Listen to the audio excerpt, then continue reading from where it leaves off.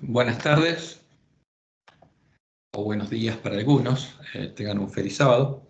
Este sábado vamos a estudiar un tema especial que nos pidió un hermano y el título es "Están cambiando tu Biblia". Este es el título de la presentación que uno de nuestros hermanos publicó en internet y otro de nuestros hermanos nos pidió analizar. En este caso se trata de la publicación de un adventista católico arriano. Ahora, y vamos a explicar por qué el término de adventista católico arriano, porque esa es la descripción perfecta que le cabe, que adora y enseña a adorar a el Padre y el Hijo definidos en el credo de Nicea, como lo hacían Arrio y sus arrianos, a los que Constantino puso en el siglo IV como obispos sobre muchas de las iglesias universales o católicas, porque los arrianos son católicos, incluyendo a Constantinopla. Al mismo tiempo que en otras iglesias universales o católicas del Imperio Romano, Constantino puso a obispos católicos trinitarios. ¿Por qué? Por el credo de Nicea, que fue definido por arrianos, los seguidores de Arrio y los seguidores de Alejandro, Atanasio y Constantino, es un credo ecuménico común entre arrianos y trinitarios. Ahora, ¿en qué se basan las enseñanzas de este hermano? En que, sin saberlo, nuestros pioneros eran católicos arrianos también, como llegó a serlo Elena de White, que inicialmente era católica trinitaria, por venir de la iglesia metodista. Todos nuestros pioneros creían en Jesús definido el credo de Nicea y, para fundamentarlo, usaban los pasajes introducidos en nuestras Biblias por los sabios de Roma, sin saber que ese Jesús es falso, es el anticristo, es la imagen de Satanás. Ahora, y por eso Dios tenía que ir abriendo los ojos a nuestros hermanos de a poco. Y nos dio muchos mensajes por medio de la Juárez para que empezáramos a ver la diferencia entre la verdad y la mentira. Y en Primeros Escritos, página 220 y 221, está lo que Dios le mostró a la Juárez que sucedió con nuestras Biblias. Dice ella: vi que Dios había guardado en forma especial la Biblia. Sin embargo, cuando los ejemplares de ella eran pocos, hubo sabios que en algunos casos cambiaron las palabras, pensando que estaban haciendo más claro su sentido, cuando en realidad estaban confundiendo lo que era claro e inclinándolo hacia sus opiniones establecidas, que eran gobernadas por la tradición. Entonces, ¿qué hicieron? Cambiaron las palabras de la Biblia, que eran contrarias a la tradición, para que reflejaran la tradición de Roma. Eso es lo que Dios le mostró en el Juárez. Pero Dios le agregó algo más: pero vi que la palabra de Dios en conjunto es una cadena perfecta, de la cual una porción se vincula con la otra y la explica. Entonces, si tomamos toda la Biblia en conjunto, podemos llegar a conocer la verdad. Por eso dice Elena, los verdaderos buscadores de la verdad, porque esa es la misión del pueblo adventista, no necesitan errar, porque no solo es la palabra de Dios clara y sencilla al presentar el camino de la vida, sino que el Espíritu Santo es dado como guía para comprender el camino de la vida en ella revelado. Ahora, pero nosotros tenemos que preguntarnos y comprobarlo. ¿Fueron realmente cambiadas las palabras de nuestras Biblias? ¿Las palabras inspiradas por Dios por otras palabras inspiradas por Satanás? ¿Quiénes lo hicieron? ¿Cuándo lo hicieron? ¿Los siervos de Satanás las siguen cambiando? Como es el título de este estudio.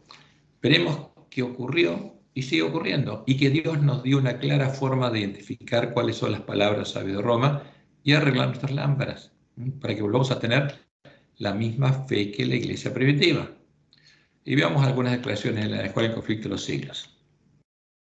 En su afán por desacreditar los preceptos divinos, Satanás pervirtió las doctrinas de la Biblia. O sea, ¿qué hizo? Cambiando las palabras de la Biblia, pervirtió las doctrinas. De suerte que se incorporaron errores en la fe de millares de personas que profesan creer en las Santas Escrituras. ¿Por qué? Porque ven reflejadas en nuestras Biblias las falsas doctrinas y tienen errores en su fe. Ahora, nosotros somos los encargados de recuperar el conocimiento de la verdad y mostrarle a estos hermanos cuál es la verdad y cuál es la mentira. Pero ¿qué pasaría con nosotros, como Dios le mostró en Juárez? Y está en el Evangelismo, página 429, de un manuscrito en 1899. Dice Elena, todos debieran familiarizarse con la palabra de Dios, porque Satanás, ¿quién guió a los sabios de Roma a cambiar las palabras de la Biblia? Satanás. Y cita erróneamente las Escrituras.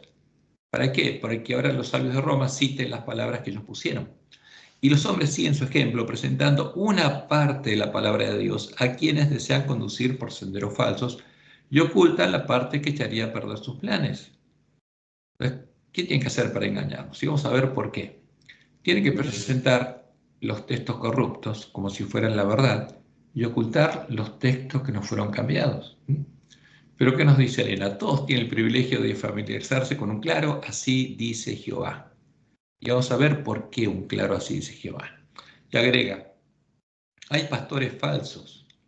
¿En nuestra iglesia habría pastores falsos? Sí, los lobos son pastores adventistas falsos, que están dispuestos a decir y hacer cosas perversas. Nuestros hijos, dice, deberían ser instruidos de tal modo que lleguen a conocer perfectamente la palabra de Dios, a fin de ser capaces de saber cuándo se lee una parte de la Escritura y se deja de leer otra parte, a fin de causar una falsa impresión. Porque eso es lo que hacen todos los engañadores. Leen una parte, las palabras de los sabios de Roma, y ocultan la otra parte. Y nosotros tenemos que darnos cuenta. ¿Cómo? Porque tenemos que alimentarnos de toda palabra que sale de la boca de Dios para no ser engañados. Entonces, ¿qué deberíamos hacer nosotros para comprender cuál es la verdad? Dos cosas principales, como Jesús lo dice en el Apocalipsis. Primero, leer y oír las palabras de la profecía del Apocalipsis para poder empezar a guardarlas. Y deberíamos hacerlo antes de poder empezar realmente a profetizar de nuevo, dado que la profecía del Apocalipsis contiene las instrucciones de lo que debemos hacer para preparar el camino a la segunda venida de Jesús, empezando por arreglar nuestras lámparas, hacer que los dos testigos vuelvan a la vida, como leemos en Apocalipsis 10, 10 y 11. Entonces tomé el librito de la mano del ángel y lo comí, y era dulce a mi boca como la miel. Pero cuando lo he comido, ¿qué pasó? Amargó mi vientre. Y eso es lo que pasó con el pueblo antista, porque tuvieron una interpretación equivocada de las profecías. Y él me dijo, es necesario que profetices otra vez. Pero ¿qué cosa? Lo mismo, no. La verdad, sobre muchos pueblos, naciones, lenguas y reyes. Y Elena, en Testimonios por los Ministros, 113, dice lo siguiente. El libro del Apocalipsis inicia con una orden a entender la instrucción que contiene. Porque esa es la orden nuestra. Nuestra misión es entender qué pasó en la historia para entender qué está pasando ahora. Bienaventurado el que lee y los que oyen las palabras de esta profecía, declara Dios, y guardan las cosas en ella escritas, porque el tiempo está cerca. Cuando como pueblo comprendamos lo que significa este libro para nosotros, se verá entre nosotros un gran rabiamiento, y se la dejo ahí. Porque tenemos que entender estas instrucciones. Porque la policía empieza con una orden de entender la instrucción que contiene a quién, a los siervos fieles, como leemos en Apocalipsis 22, 7, 7 y 8. Y él me dijo, estas palabras son fieles y verdaderas. Y el Señor, el Dios de los espíritus de los profetas, ha enviado a su ángel, ¿para qué? Para mostrar a quién, a sus siervos. La procedía del Apocalipsis es para quién, para el que tiene que profetizar de nuevo, a los que le preparan el camino a Jesús, las cosas que deben suceder pronto. Y aquí vengo pronto. Bienaventurado el que guarda las palabras de la profecía de este libro. Por eso es importante que nosotros comprendamos las profecías del Apocalipsis. Porque es para nosotros. Es para el pueblo que tiene que prepararle el camino a la segunda venida de Jesús. Y para poder hacerlo, Jesús nos dice 7 veces en cada mensaje a cada iglesia que deberíamos comprender en primer lugar lo que el Espíritu dice a las iglesias. Y podríamos hacerlo en este tiempo, porque estamos al final de las 7 iglesias, viendo en la historia cuál fue el cumplimiento de la profecía de las 7 iglesias, ya que todos los eventos anunciados ya se cumplieron, y de ese modo comprender todas las palabras de Jesús. Como lo repite Jesús en cada iglesia, en este caso el ángel de la Odisea. El que tiene oído, oiga lo que el Espíritu dice a las iglesias. ¿Qué está diciendo Jesús? Si alguien oye lo que el Espíritu dice a las iglesias y comprende la profecía, es porque tiene oídos para oír la palabra de profecía. Y como dice Elena, debemos ver en la historia el cumplimiento de la profecía, para estudiar las operaciones de la providencia, los grandes movimientos de reforma ahí, para comprender qué es lo que está pasando ahora. porque tenemos que entender hasta dónde se cumplió la profecía y qué está pasando ahora, para comprender el progreso de los eventos en el ordenamiento de las naciones para el conflicto final de la gran controversia. Eso es lo primero. Y después de entender la profecía, debemos arreglar nuestras lámparas guardando las palabras de la profecía del Apocalipsis, como está en Apocalipsis 11, 10 y 11 son instrucciones para el pueblo antista, para que los dos testigos vuelvan a la vida y de ese modo vuelvan a profetizar la verdad e iluminen el camino a la ciudad de Dios. Como lo anunció Dios en Apocalipsis 11, 7 y 8, cuando los dos testigos hayan acabado su testimonio, el testimonio de 1260 años en los que los dos testigos profetizaron en las manos del pueblo que conocía a sus dioses, en manos de la iglesia del desierto, la bestia que sube el abismo, Roma, hará guerra contra ellos y los vencerá y los matará. Y quedarían sus cadáveres. Estarán en la plaza de la grande ciudad que en sentido espiritual se llama Sodoma y Egipto, donde también nuestro Señor fue crucificado, porque ahí los encontró Lutero. Ahora, ¿qué significa la gran ciudad que se llama Babilonia, Sodoma y Egipto? Está simbolizado en el santuario por el atrio, donde está el altar de sacrificio, donde murió Jesús, porque ese es el símbolo de la gran ciudad que se llama Babilonia, Sodoma y Egipto, donde están los esclavos del pecado, y ahí murió Jesús como un esclavo del pecado para liberarnos de la esclavitud.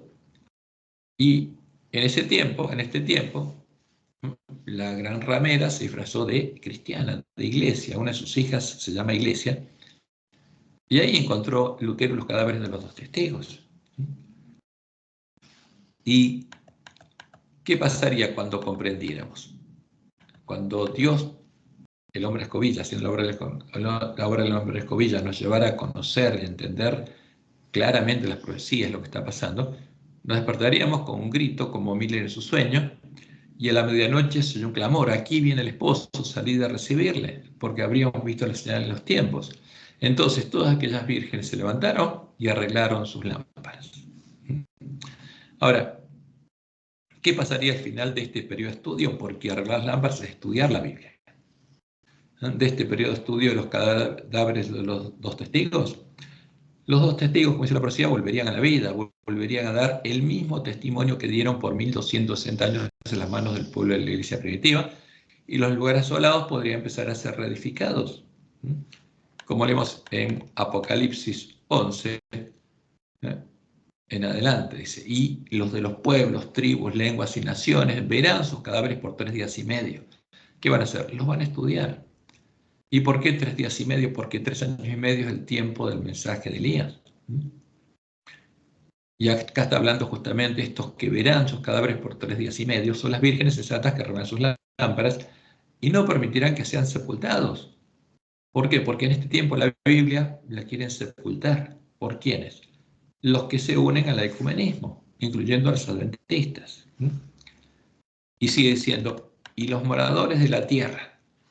Está hablando de los lobos que están en nuestra iglesia, las vírgenes sensatas y las iglesias caídas, que se unen ecuménicamente, se regocijarán sobre ellos y se alegrarán, y se enviarán regalos unos a otros. Acá está hablando del ecumenismo.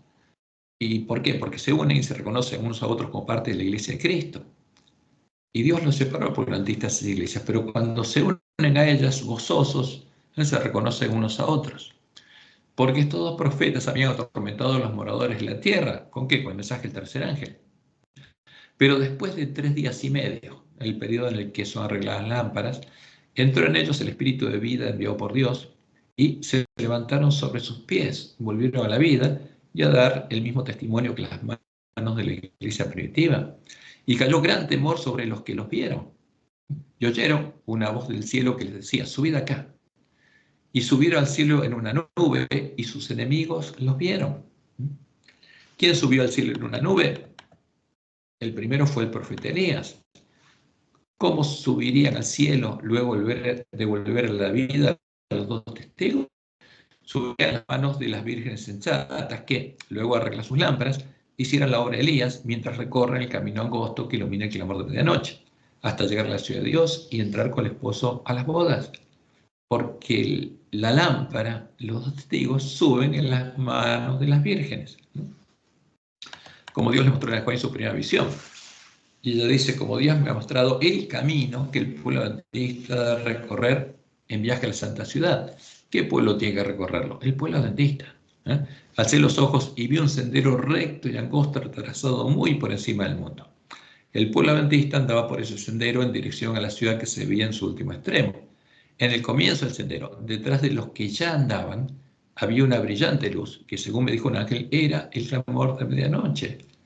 ¿Quiénes estaban dando? Las vírgenes que arreglaron sus lámparas y fueron despertadas por el clamor de medianoche.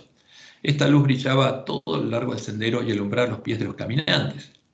¿De quiénes? De los que ya andaban, de las vírgenes sensatas, para que no tropezaran. ¿Y qué se escucharía? Ahí se escucharía, recién ahí se escucharía la aplicación plena del mensaje de los tres ángeles. Como dice Apocalipsis 14, 6, 7. Vi volar por medio del cielo a otro ángel. Y este otro ángel no es el ángel de la Odisea. ¿Eh? Estos son los siervos fieles y prudentes que ya no están en la condición del ángel de la Odisea, que tenía el evangelio eterno, porque habían recuperado el conocimiento de la verdad echada por tierra. ¿Para qué? Para predicarlo, fíjense, primero a los moradores de la tierra, al pueblo de la iglesia remanente, al ángel de la Odisea, a las ovejas desperdidas de la casa de Israel, y ese I fue eliminado en nuestra traducción. A toda nación, tribu, lengua y pueblo, al pueblo que está en medio de la gran Babilonia, eso en el fuerte pregón, diciendo a gran voz, temed a Dios y dadle gloria porque la hora de su juicio ha llegado, y adorad a aquel que hizo el cielo y la tierra, el mar y las fuentes de las aguas. ¿A quién? A Jehová. Porque en 6 días hizo Jehová los cielos y la tierra. Por eso, lo primero que haremos será un breve repaso de los eventos que podemos ver en la historia y nos permite comprender el significado de las palabras de la profecía. Y luego analizaremos el video con la presentación de nuestro hermano. Porque sin entender lo que pasó en la historia no podemos comprender qué está pasando. Entonces vamos a hablar rápidamente del cumplimiento de la profecía de las 7 iglesias. La iglesia de Éfeso, periodo que va del 31 después de Cristo hasta el año 100 después de Cristo, es el periodo de la iglesia apostólica y dura hasta el año en que muere Juan.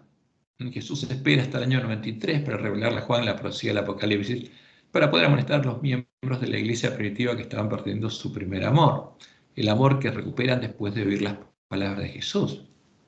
Y cuando muere Juan, los miembros de la iglesia siguen siendo los mismos en Esmirna que en Éfeso.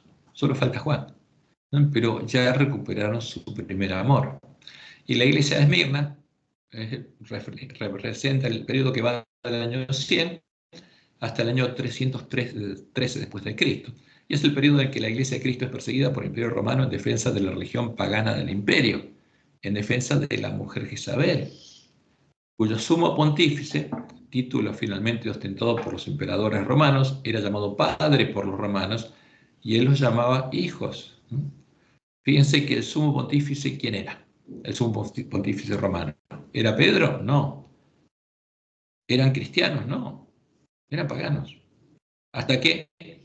Hasta que Constantino le da ese título ¿a quién? Al obispo de Roma. Entonces, después llegamos a la iglesia de Pérgamo, que viene después de los 10 años de persecución a Esmirna y va desde el año 313 al 325, son solamente 12 años. Y es el periodo de la obra de Balaam. ¿Qué hace Constantino?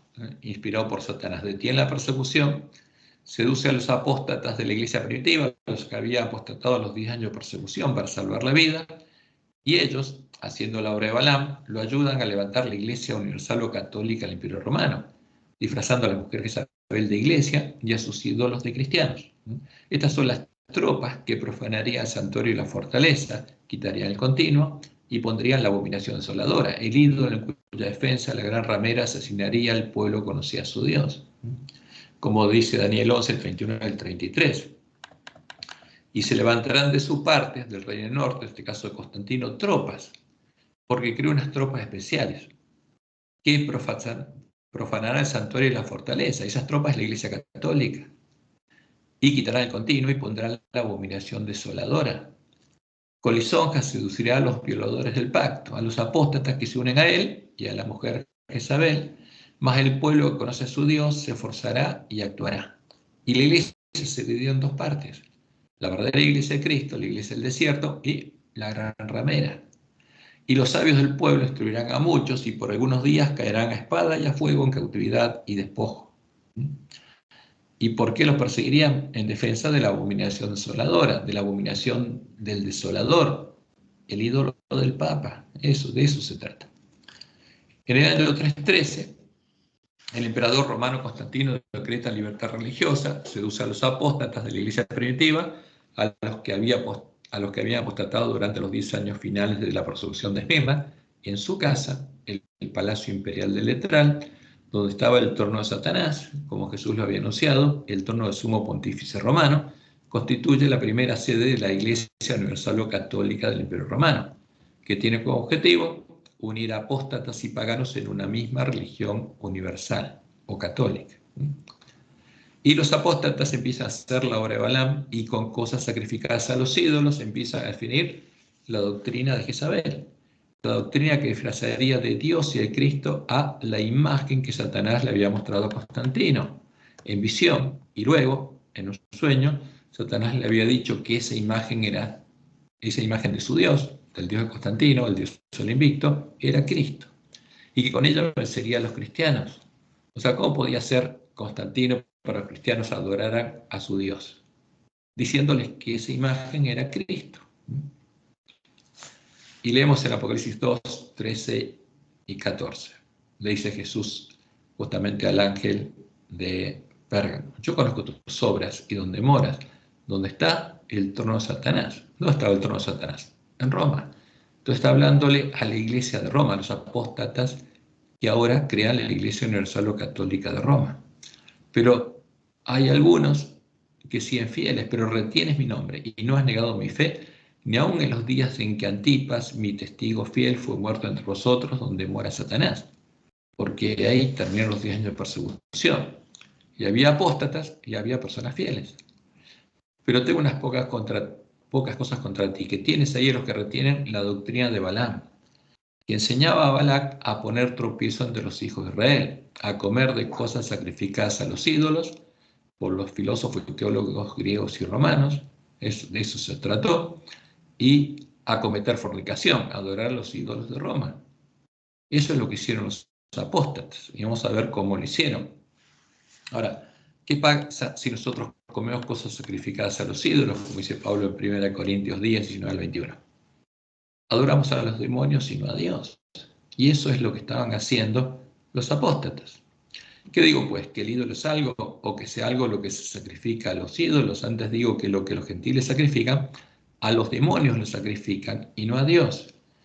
Y no quiero que vosotros os hagáis partícipes con los demonios. No podéis beber la copa del Señor y la copa de los demonios.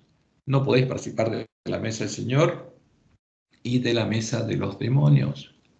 Y acá Pablo no está hablando de animales sacrificados, está hablando de la filosofía griega. Y al hacer conscientemente esta obra, los apóstatas se convirtieron en habitación de demonios, y los demonios les llevaron a conocer las profundidades de Satanás. Y uno de los primeros frutos se vio en el año 321 después de Cristo, cuando ellos aconsejaron a Constantino decretar el día del sol como día de descanso obligatorio en todo el imperio. Y esto es lo que se le mostró a la hermana Helena. A principios del siglo IV, el emperador Constantino pidió un decreto que hacía del domingo un día de fiesta pública en todo el Imperio Romano. El día del sol fue reverenciado por sus súbditos paganos y honrado por los cristianos, pues era política del emperador conciliar los intereses del paganismo y del cristianismo que se hallaban en pugna. ¿Y quiénes hicieron esto? Dice, los obispos de la iglesia, los obispos apóstatas, que ya eran habitación de demonios y estaban adorando la imagen que adoraba Constantino y la llamaban Cristo, inspirados por su ambición y sed de dominio, le hicieron obrar así, pues comprendieron que si el mismo día era observado por cristianos y paganos, estos llegarían a aceptar nominalmente el cristianismo, y ello redundaría en beneficio del poder y de la gloria de la iglesia. ¿De qué iglesia? La iglesia universal o católica del Imperio Romano, de los que ellos ahora eran obispos. Y como vemos en la historia, eso ocurrió el 7 de marzo del año 321, donde Constantino decretó que el domingo sería observado como el día de reposo civil obligatorio. Y esto es lo que publicó: en el venerable día del sol, a quién adoraba, y él no dejó de adorar al sol. Que los magistrados y la gente residente de las ciudades descansen y que todos los talleres estén cerrados en el campo. Sin embargo, que las personas ocupadas en la agricultura puedan libremente y legalmente continuar sus quehaceres, porque suele acontecer que otro día no sea apto para la plantación de viñas o de semillas. No sea que por descuidar el momento propicio para darles operaciones, la liberalidad del cielo se pierda. Esta es una costumbre pagana. En el día del sol había que sembrar para que el sol bendiga la siembra. Y esto pasó, esto es historia, ¿no? Está escrito. Y en ese momento, Silvestre I, el entonces obispo de la Iglesia Universal o Católica de Roma, trasladó el día de descanso del sábado al domingo, comenzando la obra del hombre pecado, pretendiendo cambiar los tiempos y la ley. Él llegaría a ser el primer hombre pecado, el primer obispo de Roma que se ceñiría la tiara y se sentaría en el trono del sumo pontífice romano, el trono de Satanás, porque Pedro no fue papa. Ningún obispo de Roma fue papa hasta Silvestre I. Él fue el primero que fue sumo pontífice romano. Entonces, como Roma misma lo explica, Silvestre I fue, ellos dicen, el papa número 33 de la Iglesia Católica, entre el 31 de enero del 314 y el 31 de diciembre del 335. ¿Y qué hizo? El papa Silvestre I fue el primero en ceñir la tiara o triple corona pontificia, porque cuando los apóstatas terminaron su obra, Constantino le dio su trono a sumo pontífice, su corona y su autoridad de sumo pontífice de Jezabel al obispo de Roma. ¿Y quién fue el primero que se ciñó la tiara? La triple corona pontificia, que habla de su autoridad en el cielo, en la tierra y en el infierno pagano, Silvestre I. Algunos historiadores le atribuyen la institución oficial del domingo como Día del Señor, porque cuando Constantino, aconsejado por ellos, estableció el domingo como día de descanso, ellos trasladaron el sábado al domingo para recordar, dicen, la resurrección. Entonces, ¿eran siervos de Dios estos obispos? No, eran siervos del príncipe de este mundo. Y estos obispos apóstatas que ya eran habitación de demonios y eran guiados por los demonios, concluyeron la obra de Balaam en el Concilio Ecuménico de Nicea, definiendo la doctrina de Jezabel con cosas sacrificadas a los ídolos. Entre estos apóstatas se encontraban Arrio, Alejandro y Atanasio, todos miembros de la Escuela Filosófica de Alejandría y de la Iglesia de Alejandría. ¿Y cómo definió la doctrina de Jezabel? Con cosas sacrificadas a los ídolos. Y fíjense lo que está escrito en el Conflicto de los Siglos, páginas 62 y 73. Aún antes del establecimiento del papado, las enseñanzas de los filósofos paganos habían recibido atención y ejercido influencia dentro de la Iglesia. Muchos de los que profesaban ser convertidos se aferraban aún a los dogmas de su filosofía pagana, los dogmas de Platón, de Aristóteles, etc. Y no solo seguían estudiándolos ellos mismos, sino que inducían a otros a que los estudiasen también, a fin de extender su influencia entre los paganos. Y agrega, así se introdujeron graves errores en la fe cristiana, porque esas son las cosas sacrificadas a los ídolos, usadas en el Concilio de Nicea. Y esto es la escuela de Alejandría. La escuela de Alejandría, o escuela neoplatónica de Alejandría, fue una corriente de filosofía que se desarrolló en el Egipto helenístico y romano entre los siglos III y VII después de Cristo, caracterizada por la tendencia a la erudición y al sincretismo. ¿Qué es el sincretismo? Es la mezcla entre ideas filosóficas, cosas sacrificadas a los ídolos por los filósofos paganos, los conceptos con los que definían a sus dioses, tomadas del neoplatonismo y la filosofía de Aristóteles, y religiosas. Y las fuentes religiosas eran dos: las procedentes del gnosticismo, que es espiritismo puro, y el cristianismo. Entonces, ¿qué mezcla era este sincretismo? Una cosa terrible: paganismo, espiritismo y con nombre cristiano. Su actividad concluyó con la conquista musulmana de Egipto en el año 640 después de Cristo. Ahora, ¿y qué hicieron ellos? Disfrazaron a la imagen que Satanás le mostró a Constantino, le dijo, con este signo vencerás, de cristiana.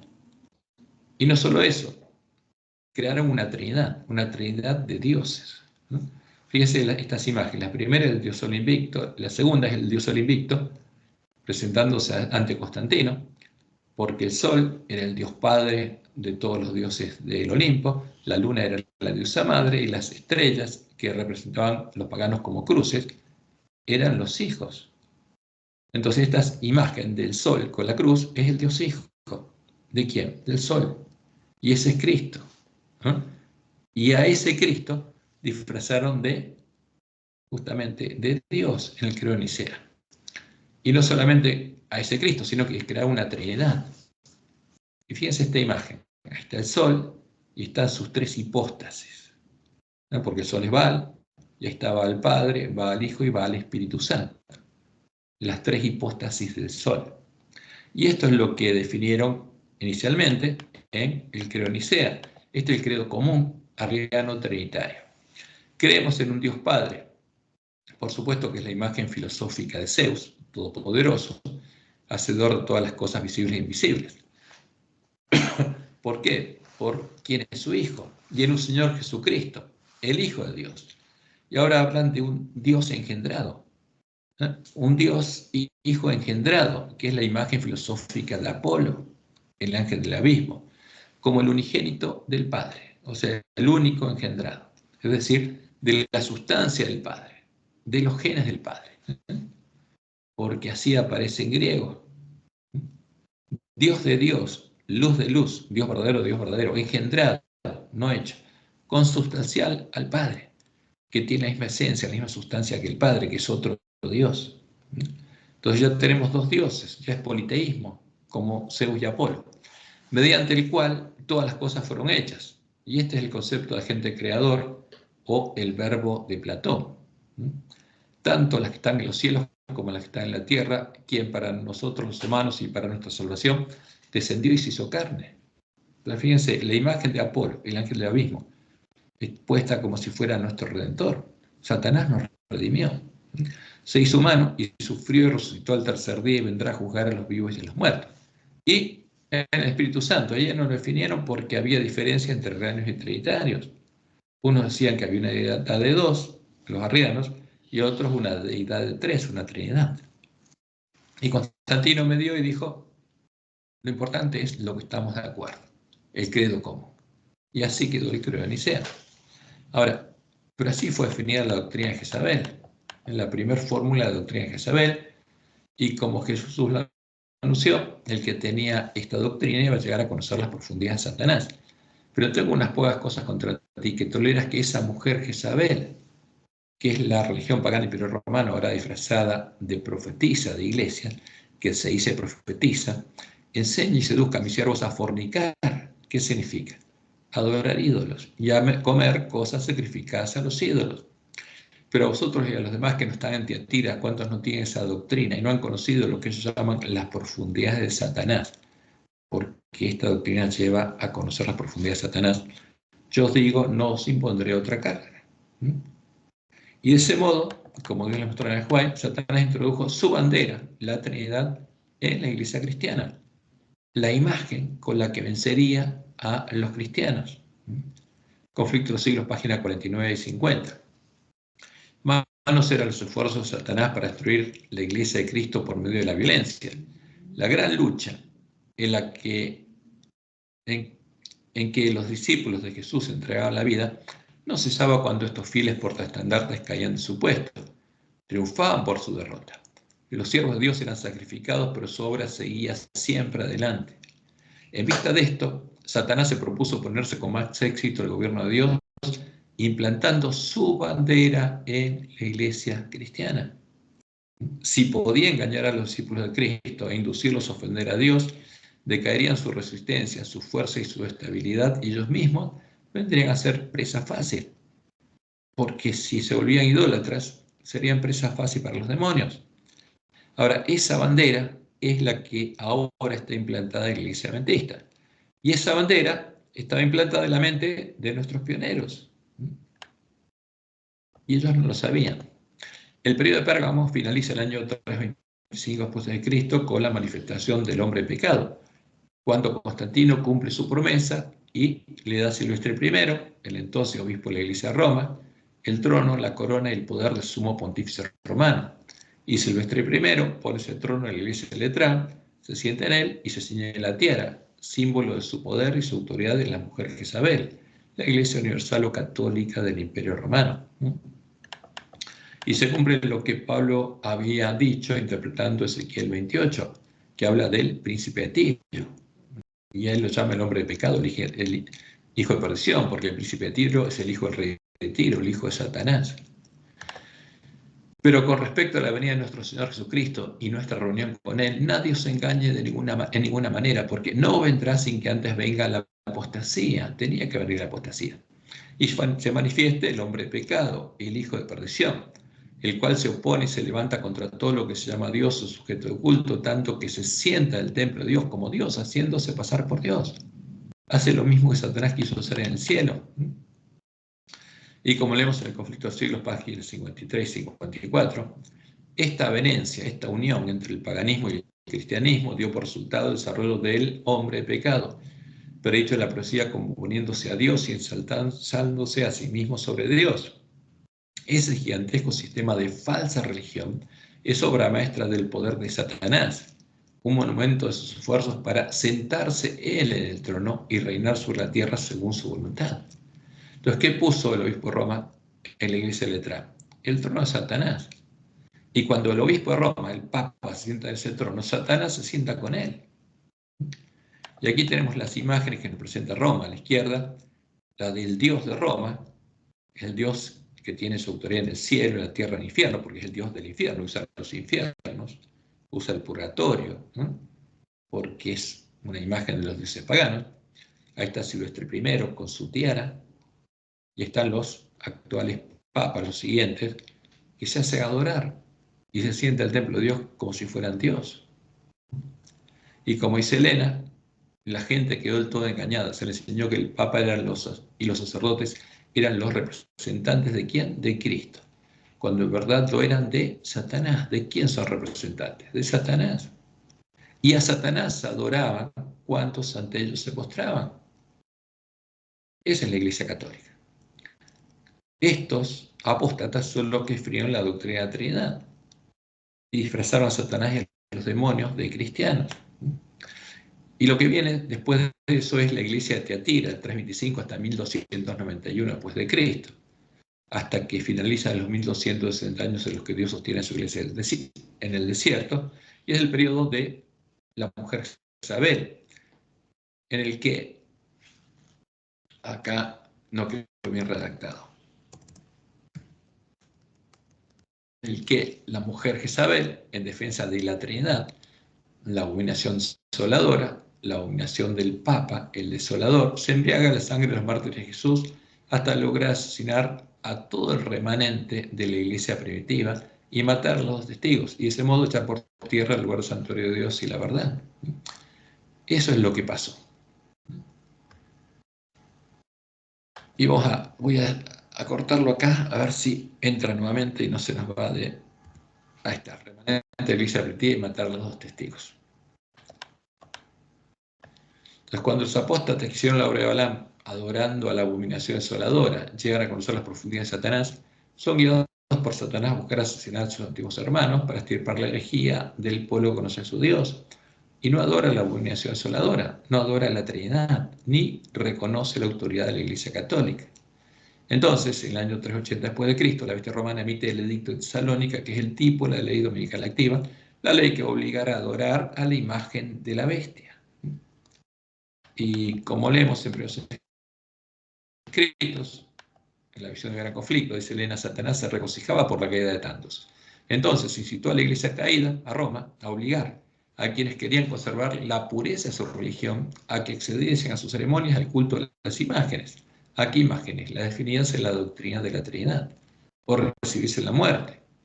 Los fuegos de la persecución se encendieron nuevamente contra la verdadera iglesia de Cristo, que es el desierto, y millones fueron muertos sin misericordia por negarse a adorar la abominación desoladora, la Trinidad. Y eso es muy claro, porque la Trinidad es la bandera de Satanás, y esa bandera elevó justamente la bestia romana, y la Trinidad es la imagen de la bestia romana, la imagen en cuya defensa asesinó al pueblo que conocía a su Dios.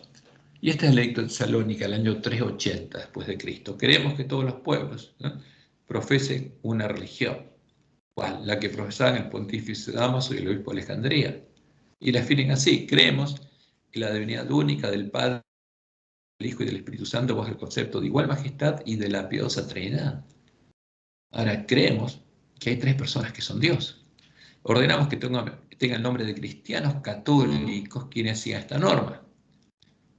¿Qué pasa con los adventistas actualmente, con el ángel de la Odisea? Es cristiano católico porque adora la Trinidad, sin saberlo. Mientras que los demás los juzgamos dementes y locos, no pueden comprar ni vender porque pierden sus derechos civiles, sobre los que pesará la infamia de la herejía. Sus lugares de reunión no recibirán el nombre de iglesias y serán objeto primero de la venganza divina y después serán castigados por nuestra propia iniciativa que adoptaremos siguiendo la voluntad celestial. Y la bestia romana empezó a asesinar a los verdaderos cristianos, a castigarlos. Y esto nos muestra clara e innegablemente que el que adora a los dioses definidos en el credo de Nicea, sea arriano o sea trinitario, porque hay muchos adventistas que están engañados ahora y son arrianos, pero ninguno conoce al verdadero Padre ni al verdadero Jesús. Está adorando a los ídolos definidos con cosas sacrificadas a los ídolos. Está adorando a Satanás y a los demonios. Y Jesús fue claro: estas cosas os he hablado para que no tengáis tropiezos, os expulsarán de las sinagogas, y aún viene la hora cuando cualquiera que os mate pensará que rinde servicio a Dios, y harán esto porque no conocen al Padre ni a mí. El que adora a la Trinidad, o un arriano que adora al Dios Padre y al Dios Hijo definido en el credo de Nicea, ¿conoce al verdadero Jesús? No. ¿Al verdadero Dios? No, no lo conoce. No lo conoce. Ese es el problema. Los pioneros de la Iglesia Bautista no conocían al verdadero Dios ni al verdadero Jesús. Y el ángel de la Odisea no lo conoce. Por eso hay que despertar y darle alimento a tiempo. Y aquí tenemos un esquemita con los periodos proféticos de las 8 iglesias, porque la Odisea no es la última iglesia. Después viene la iglesia triunfante, la Nueva Jerusalén, porque los vencedores del pueblo antista, cuando vayan con Jesús a la batalla, ya van a tener escrito el nombre de Dios en la frente, el nombre de la ciudad de Dios, la Nueva Jerusalén, porque va a ser la iglesia triunfante. Pero al comienzo de esto, ¿no?, en el año 31 viene la iglesia de Éfeso, y en Pentecostés empieza el ministerio sacerdotal de Cristo y los discípulos entran al reino de Dios y reciben poder, empiezan a ser transformados en imagen de Jesús. Y en el año 100 muere Juan, después viene el periodo de Esmirna, y los 10 años que van del 303 al 313, en el que la bestia romana busca exterminar a los cristianos, hasta que Satanás cambia de estrategia y se comunica con Constantino, y Constantino sigue justamente el plan de Satanás.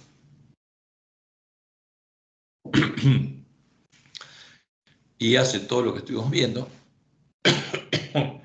En el 321 Constantino decreta el descanso dominical obligatorio.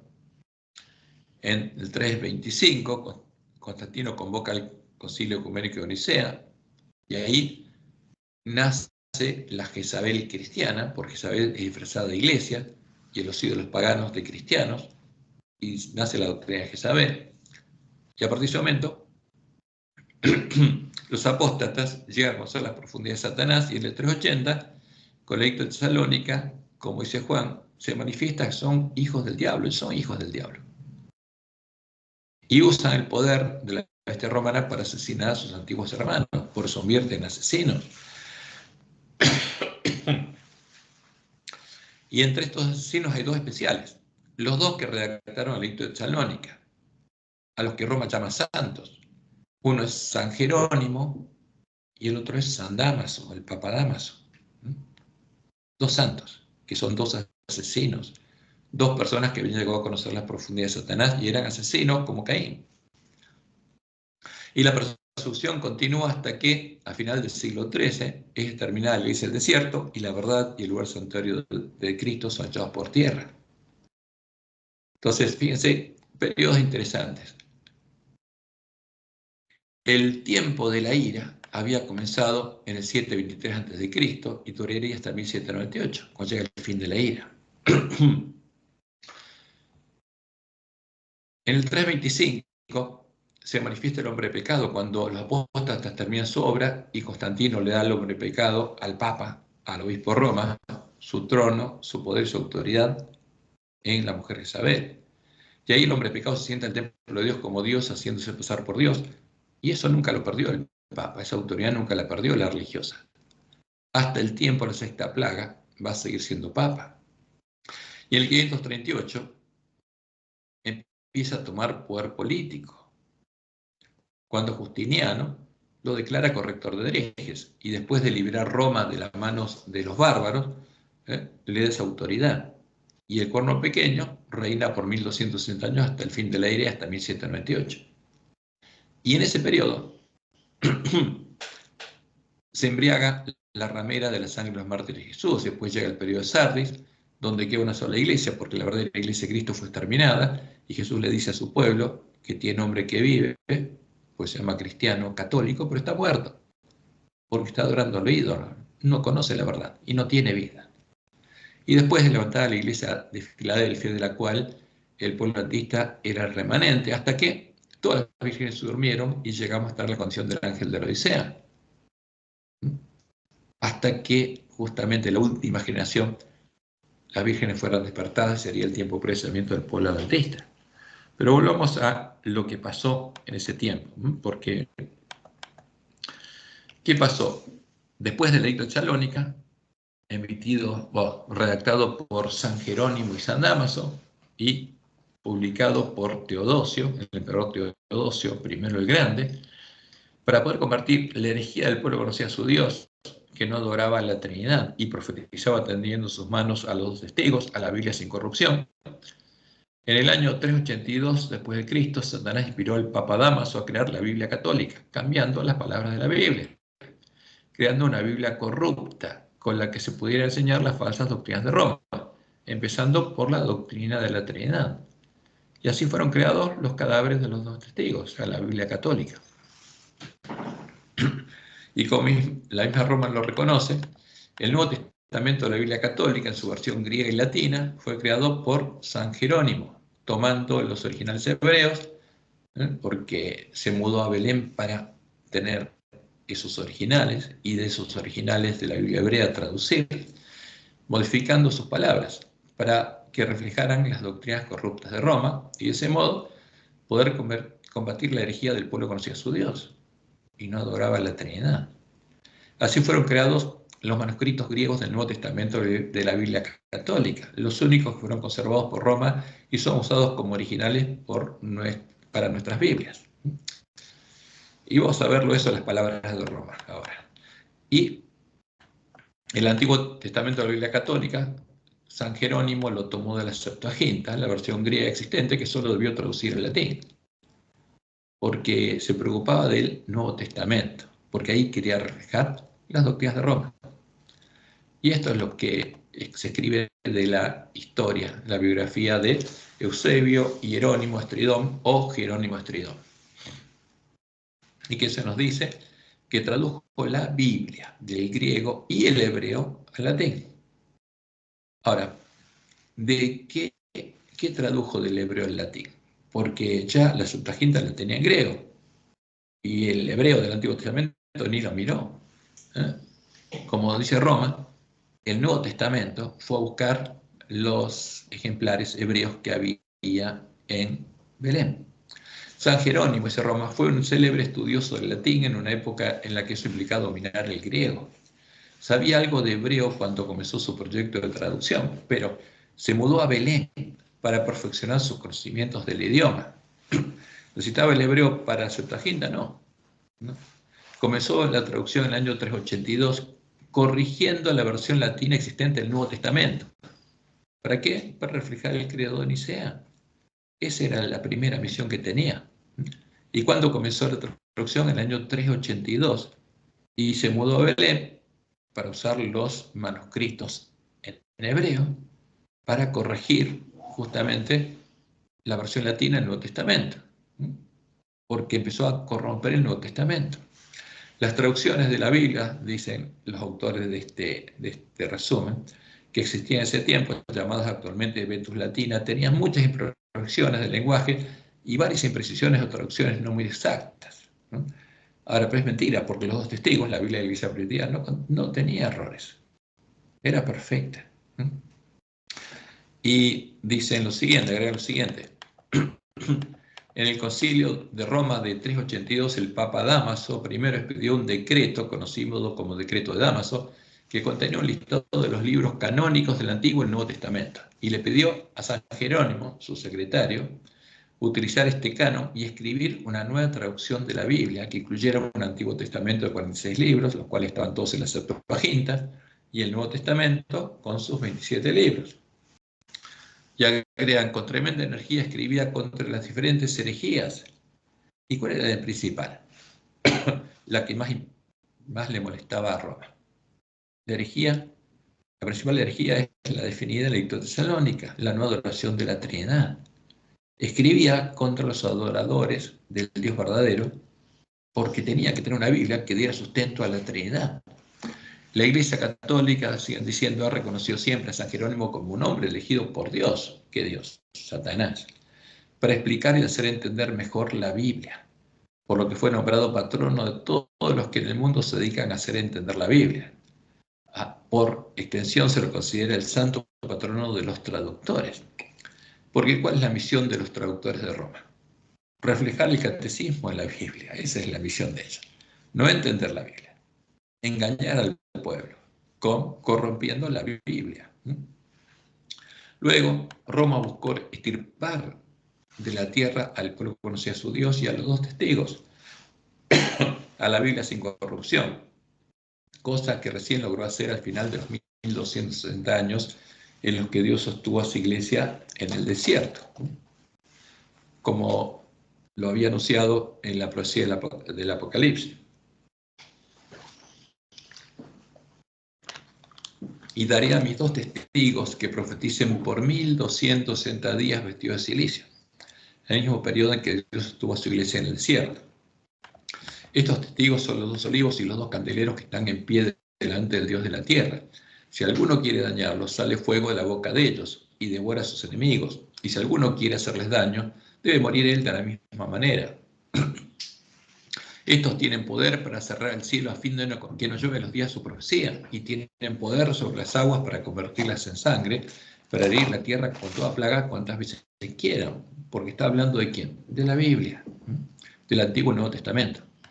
Ahora, cuando hayan acabado su testimonio, después de los 1260 años, a finales del siglo XIII, la bestia que sube el abismo, Roma, hará guerra contra ellos y los vencerá y los matará. Y como Dios les mostró en el jueves, la fe que por muchos siglos sostuvieron enseñados los cristianos valdenses contrastaba notablemente con las doctrinas falsas de Roma. De acuerdo con el sistema verdaderamente cristiano, fundaban su creencia religiosa en la palabra de Dios escrita. Pero estos humildes campesinos en sus oscuros retiros, alejados del mundo y sujetos a penosísimo trabajo diario entre sus rebaños y viñedos, no habían llegado de por sí al conocimiento de la verdad que se oponía a los dogmas y herejías de la Iglesia apóstata. Su fe no era una fe nueva, su creencia en materia de religión la habían heredado sus padres. Luchaban en pro de la fe de la Iglesia apostólica, la fe que ha sido una vez dada a los santos, porque no se había perdido el conocimiento de la verdad. La Iglesia del desierto, y no la soberbia jerarquía que ocupaba el trono de la gran capital, era la verdadera Iglesia de Cristo, la depositaria de los tesoros de verdad que Dios confiere a su pueblo para que los diera al mundo. Centenares de años antes de la Reforma, antes, fíjense, está hablando del siglo XII y siglo XIII, tenían ya la Biblia manuscrita en su propio idioma, tenían pues la verdad sin adulteración. ¿Qué tenía Roma? La Biblia católica, la Biblia adulterada, pero aún no había podido eliminar los dos testigos. Y los valdenses tenían la verdad sin adulteración. Esto los hizo objeto especial del odio y de la persecución. Aunque degollados por la espada de Saboya y quemados en la hoguera romanista, defendieron con firmeza la palabra de Dios y su honor. Y por eso los dos testigos siguieron profetizando hasta el fin de los 1260 años. Y como dice la Juárez, me fue mostrado un tiempo en el que Satanás triunfaba especialmente. Multitudes de cristianos eran muertos de una manera espantosa porque querían conservar la pureza de su religión. La Biblia era odiada, los dos testigos eran odiados y se hacía esfuerzos para raerla de la tierra. A la gente se le prohibía leerla o pena de muerte y todos los ejemplares que se podían encontrar eran quemados. ¿Qué hacía Roma con las Biblias? Quería eliminar la verdadera Biblia, para solo quedara la Biblia católica. Solo se conservaron los ejemplares de la Biblia católica, los cadáveres de los dos testigos que encontró Lutero. Y como Dios lo había anunciado por medio de Daniel, aún se engrandeció contra el príncipe de los ejércitos, y por él fue quitado el continuo, y el lugar de su santuario fue echado por tierra. Y a causa de la prevaricación le fue entregado al ejército junto con el continuo, y echó por tierra la verdad, e hizo cuanto quiso y prosperó. ¿Qué hizo? Echó por tierra el lugar santuario de Dios, asesinando a todas las personas que eran parte del templo de Dios, y echó por tierra la verdad, y dio muerte a los dos testigos, y se perdió el conocimiento de la verdad. Y como Dios le mostró a Juan, Apocalipsis 7:6, vi a la mujer ebria de la sangre de los santos y la sangre de los mártires de Jesús, y cuando la vi, quedé asombrado con gran asombro. ¿Y cuál mujer es esta? La gran ramera, a través de una de sus hijas, la mujer Jezabel. Y esta es la razón por la cual debemos arreglar nuestras lámparas. ¿Por qué? Porque lo que tenemos en nuestras manos es la Biblia católica, con las palabras inspiradas por Satanás y los sabios de Roma. Vamos a hacer un repaso del estado de nuestras Biblias. Este es el estado actual de los cadáveres de los testigos. Empecemos por el Nuevo Testamento. Los manuscritos originales, sus copias en hebreo y en griego, fueron destruidos por Roma y solo se conservan los textos corruptos de la Biblia católica creados por San Jerónimo en el siglo IV. Esto es fácil probarlo y lo haremos, pero podemos ver que a nuestros teólogos se les enseña la mentira. Se les enseña que los manuscritos griegos que se conservaron son los originales y no copias del texto creado por San Jerónimo. Y vamos a ver que Roma misma lo reconoce. Y las traducciones de nuestras Biblias son cada vez más corruptas, porque los traductores, los vestidos de ovejas, porque en todas las casas publicadoras hay lobos disfrazados de ovejas, y discípulos de San Jerónimo, buscan reflejar en ellas el credo ecuménico, los puntos comunes de doctrina que ahora unen a la bestia que sube al abismo y el falso profeta del Apocalipsis. Y vamos a ver un ejemplo de corrupción del Nuevo Testamento. Como Roma misma lo reconoce en su catecismo, fue ella la que en el siglo IV utilizó conceptos de origen filosófico, los usados por los filósofos paganos para definir a sus dioses, conceptos que no estaban en la Biblia, para moderar la imagen filosófica de sus dioses, para definir y crear el dogma de la Trinidad. Artículo 251 y 252 del Catecismo Romano. Para la formulación del dogma de la Trinidad, porque Roma jamás habla de que es una doctrina bíblica, es un dogma definido por Roma. La Iglesia debió crear una terminología propia, fíjense, una nueva terminología, con ayuda de nociones de origen filosófico, nociones que no estaban en la Biblia. ¿Cuáles? Sustancia, persona o hipóstasis, relación, etc. Y el 252 dice, la Iglesia utiliza el término substancia, traducido a veces también por esencia o por naturaleza, para asignar el ser divino en su unidad. Porque en la Trinidad no hay tres personas, hay cuatro. Porque el ser divino en su unidad es la sustancia. Y usa el término persona o hipóstasis para asignar al Padre, al Hijo y al Espíritu Santo en su distinción real entre sí. Y el término relación para asignar el hecho de que su distinción reside en la referencia de cada uno a los otros. Ahora, esto es lo que dice Roma. Y acá está diciendo la verdad. Como podemos ver en el dogma de la Trinidad, define a cuatro seres. Primero, el ser divino en su unidad, la sustancia divina, a la que Roma representa con la imagen del sol, porque es Baal, el dios de la Gran Babilonia. Y después están sus tres hipóstasis, las tres hipóstasis de la sustancia divina, las tres hipóstasis del sol, de Baal. Está el Dios Padre o el Sol Padre, porque es una hipóstasis del Sol. Está el Dios Hijo o el Sol Hijo, y el Dios Espíritu Santo o el Sol Espíritu Santo. Porque Roma misma lo representa así. Ahí están, fíjense, las imágenes del medio, el Sol y sus tres hipóstasis. Entonces, ¿cuántos seres hay? El Sol, que es el ser divino en su unidad.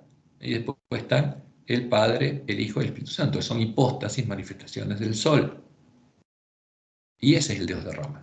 Y ese es el Dios al que está adorando el pueblo adventista, porque lo que aparece, por último, es el libro de la Trinidad de la Iglesia Adventista, publicado por la Casa Editorial Sudamericana.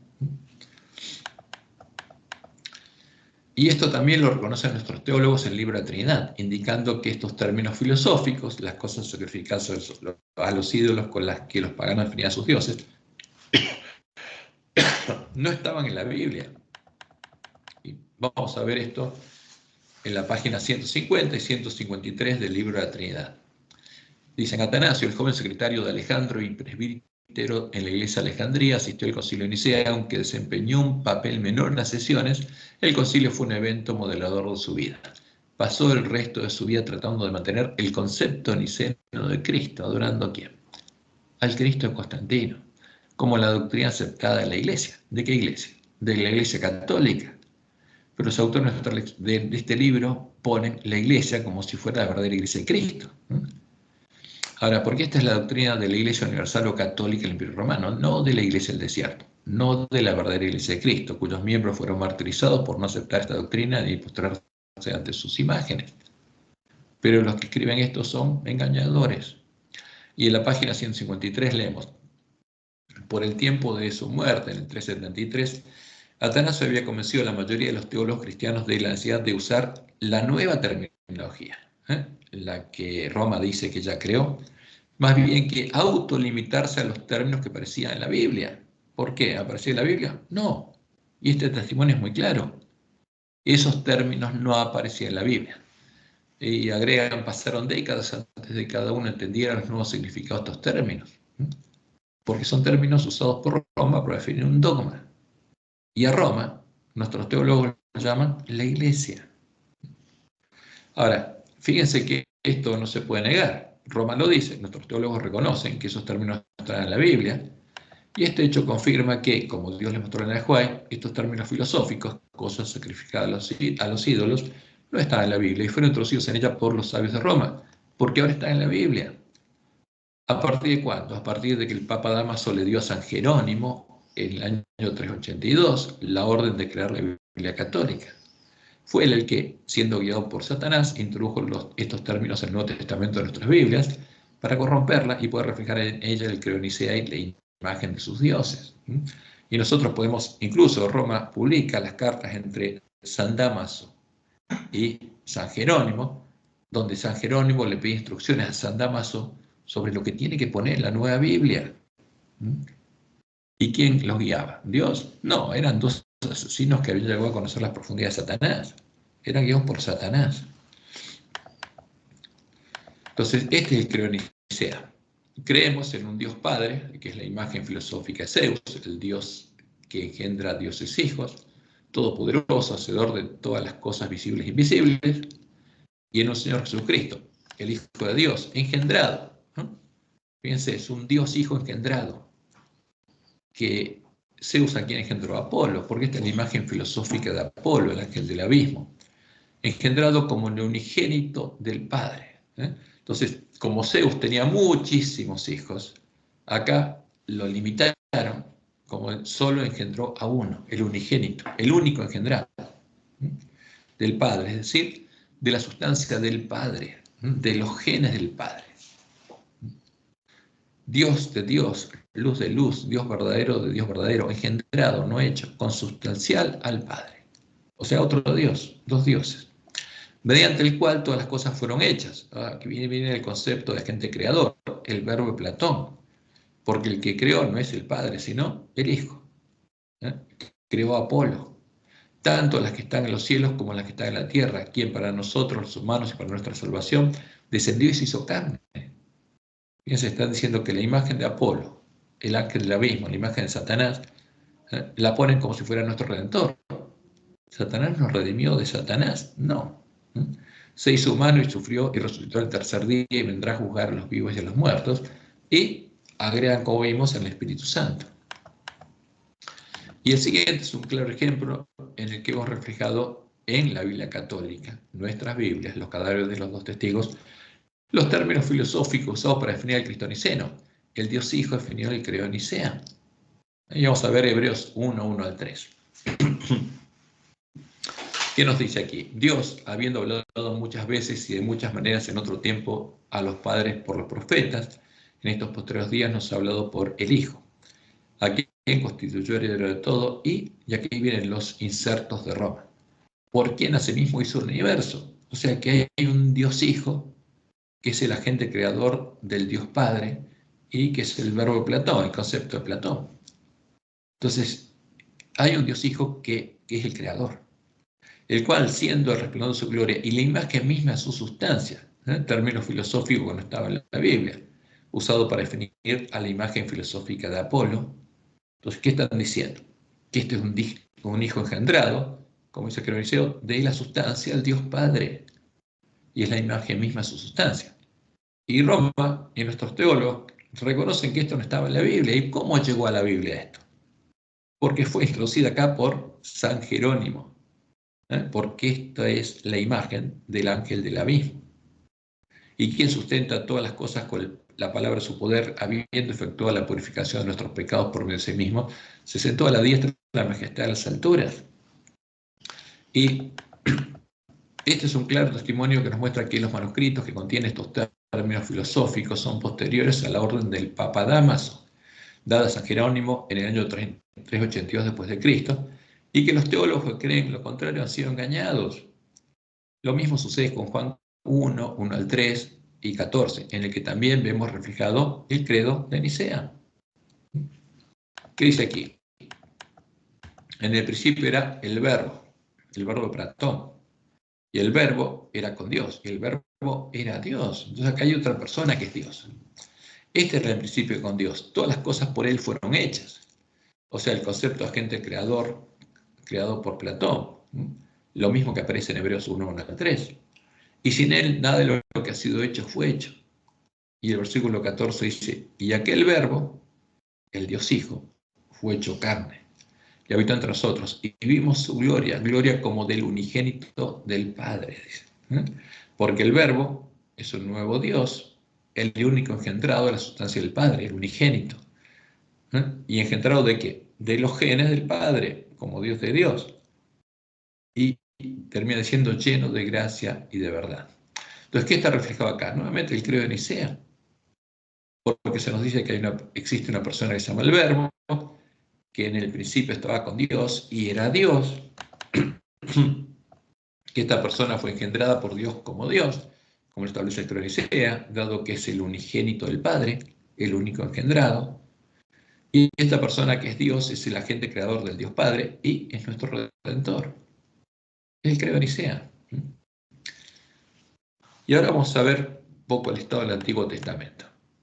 Los textos originales de la ley, los salmos y los profetas, las escrituras que guiaron a Jesús y a los miembros de la Iglesia primitiva y que son el fundamento de la fe de la Iglesia primitiva, se han conservado sin corrupción. Porque, como lo indica Pablo, Dios le encargó de esa tarea al pueblo judío. Romanos 3, 1 y 2. ¿Qué ventaja tiene pues el judío? ¿O de qué aprovecha la circuncisión? Le agrega Pablo mucho. En todas maneras, primero, ciertamente que les ha sido confiada la palabra de Dios. ¿Y qué hicieron los judíos? Y mantuvieron esa palabra.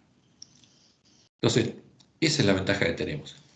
Que el texto hebreo del Antiguo Testamento se mantiene puro. Y ahí podemos encontrar justamente las definiciones más importantes, porque la fe de Jesús y la fe de la Iglesia primitiva se basaban en esos textos. Ahora, ¿qué pasa con las traducciones del Antiguo Testamento de nuestras Biblias? Tienen partes corruptas, porque los traductores, los vestidos de ovejas y discípulos de San Jerónimo, también buscan reflejar en ellas el credo ecuménico, los puntos comunes de doctrina, que ahora unen a la bestia que sube el abismo y el falso profeta. Pero al tener a nuestro alcance las palabras sin corrupción, podemos darnos cuenta fácilmente cuando los traductores corrompen las palabras del Antiguo Testamento. En el Nuevo Testamento no, porque el texto base está corrupto. Pero en el Antiguo Testamento sí podemos hacerlo. Y vamos a ver un ejemplo de corrupción del Antiguo Testamento. El siguiente es un claro ejemplo de una modificación total del significado de las palabras hebreas del Antiguo Testamento para reflejar en nuestras Biblias la doctrina que es el fundamento de la fe de la Iglesia Universal Católica de Roma. Y ahora también el fundamento de la fe del falso profeta. ¿Cuál? La doctrina de la Trinidad. Porque quiere reflejarla también el Antiguo Testamento.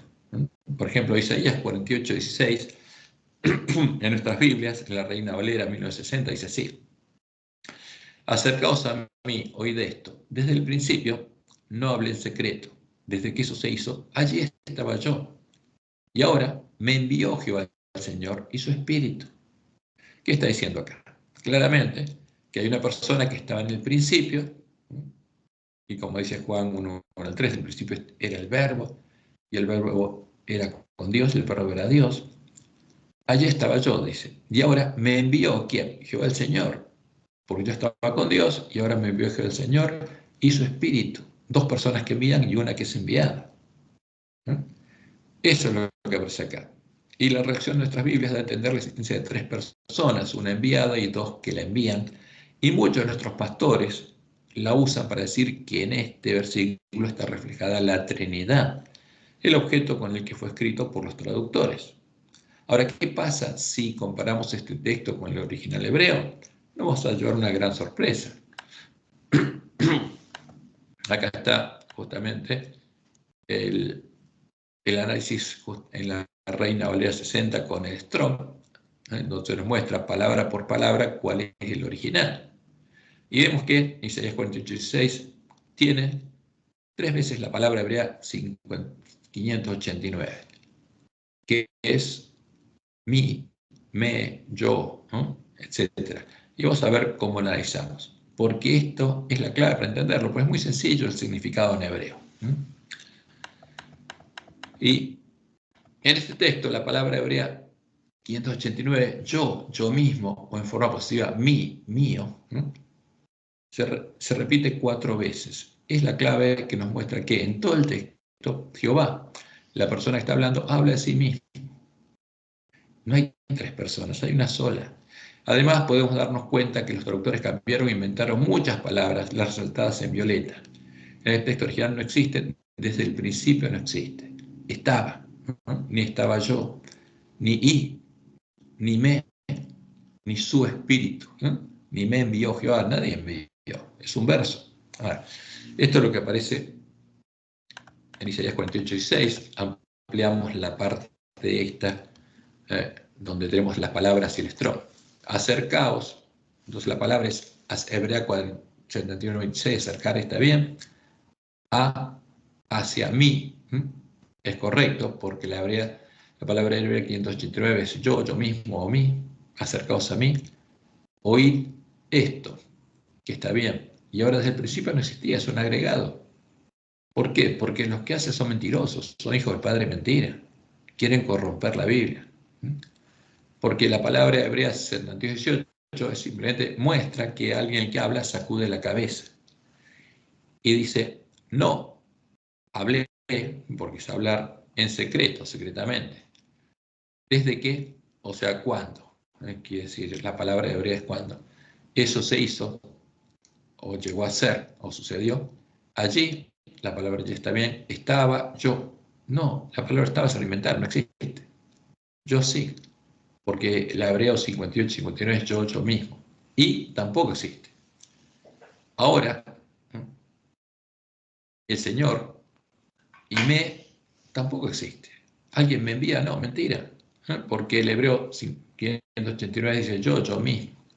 Envío, Jehová, yo Jehová envío, ¿qué cosa? Mi espíritu. Entonces, todo esto es mentira, para engañarnos. Porque si lo vemos y lo traducimos literalmente, esta sería una traducción correcta. ¿Qué dice Jehová? Acercaos a mí, oíd esto, sacudir la cabeza, sacude la cabeza el que habla y dice, no hablé secretamente cuando sucedió allí. Ahora yo, el Señor, yo mismo, Jehová, envío mi espíritu.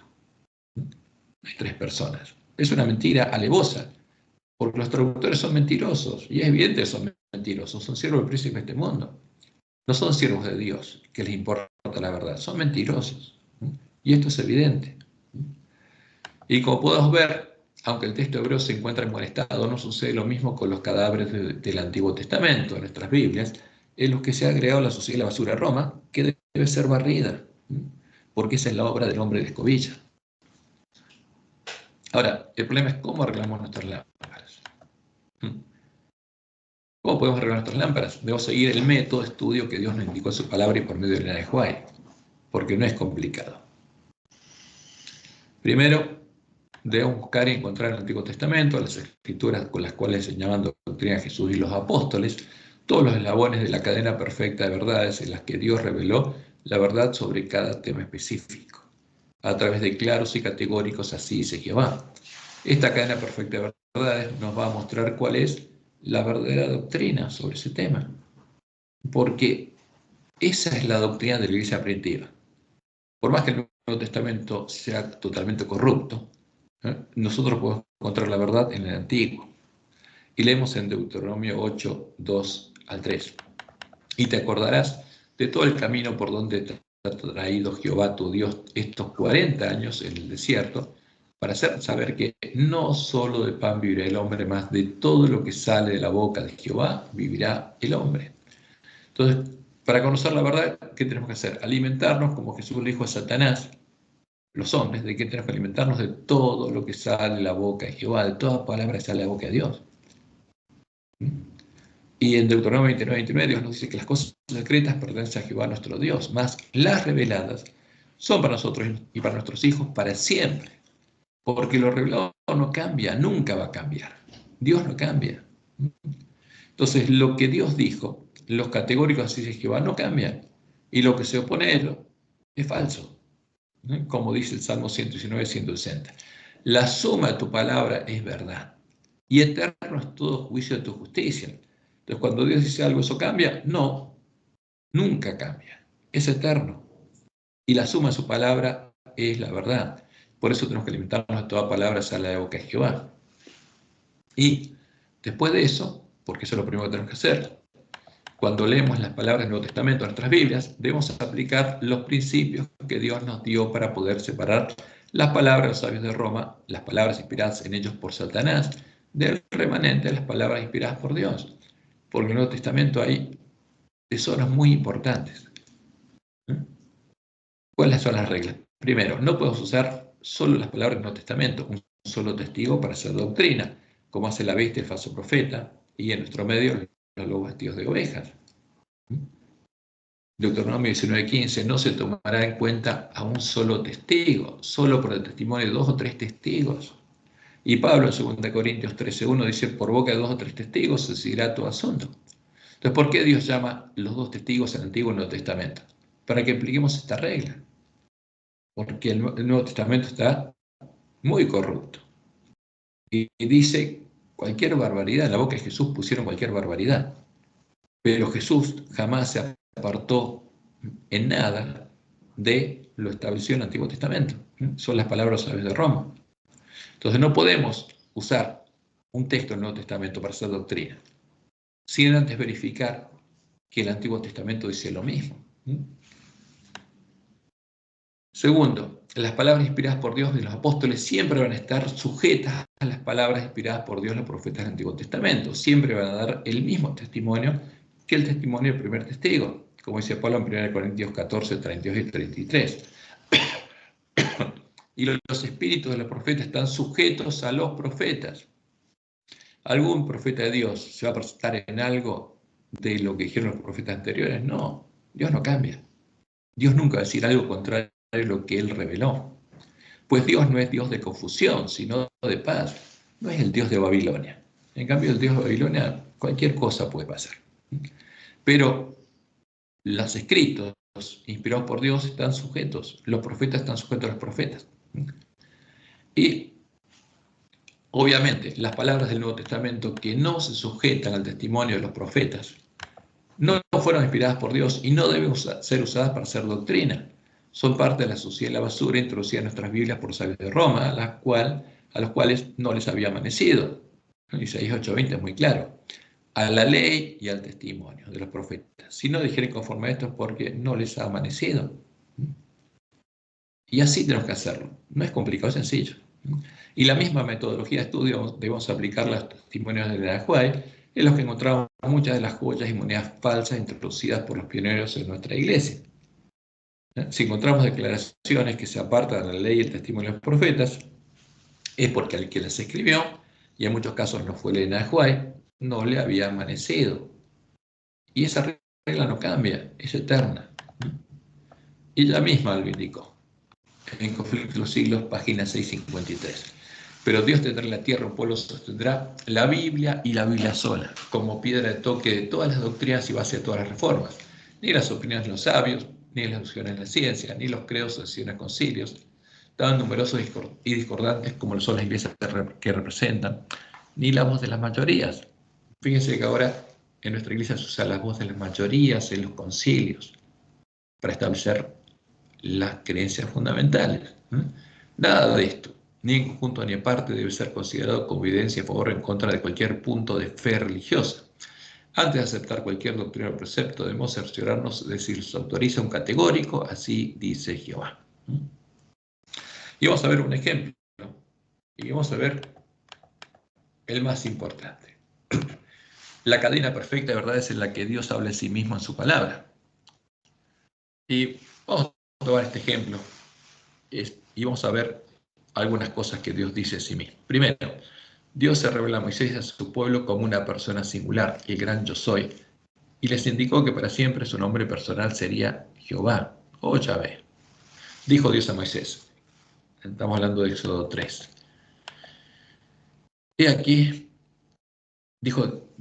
Dijo Moisés a Dios, he aquí que llego yo a los hijos de Israel y les digo, el Dios de vuestros padres me ha enviado a vosotros. Si ellos me preguntaren, ¿cuál es su nombre? ¿Qué les responderé? ¿Por qué dice esto? Porque los dioses egipcios todos tenían nombre.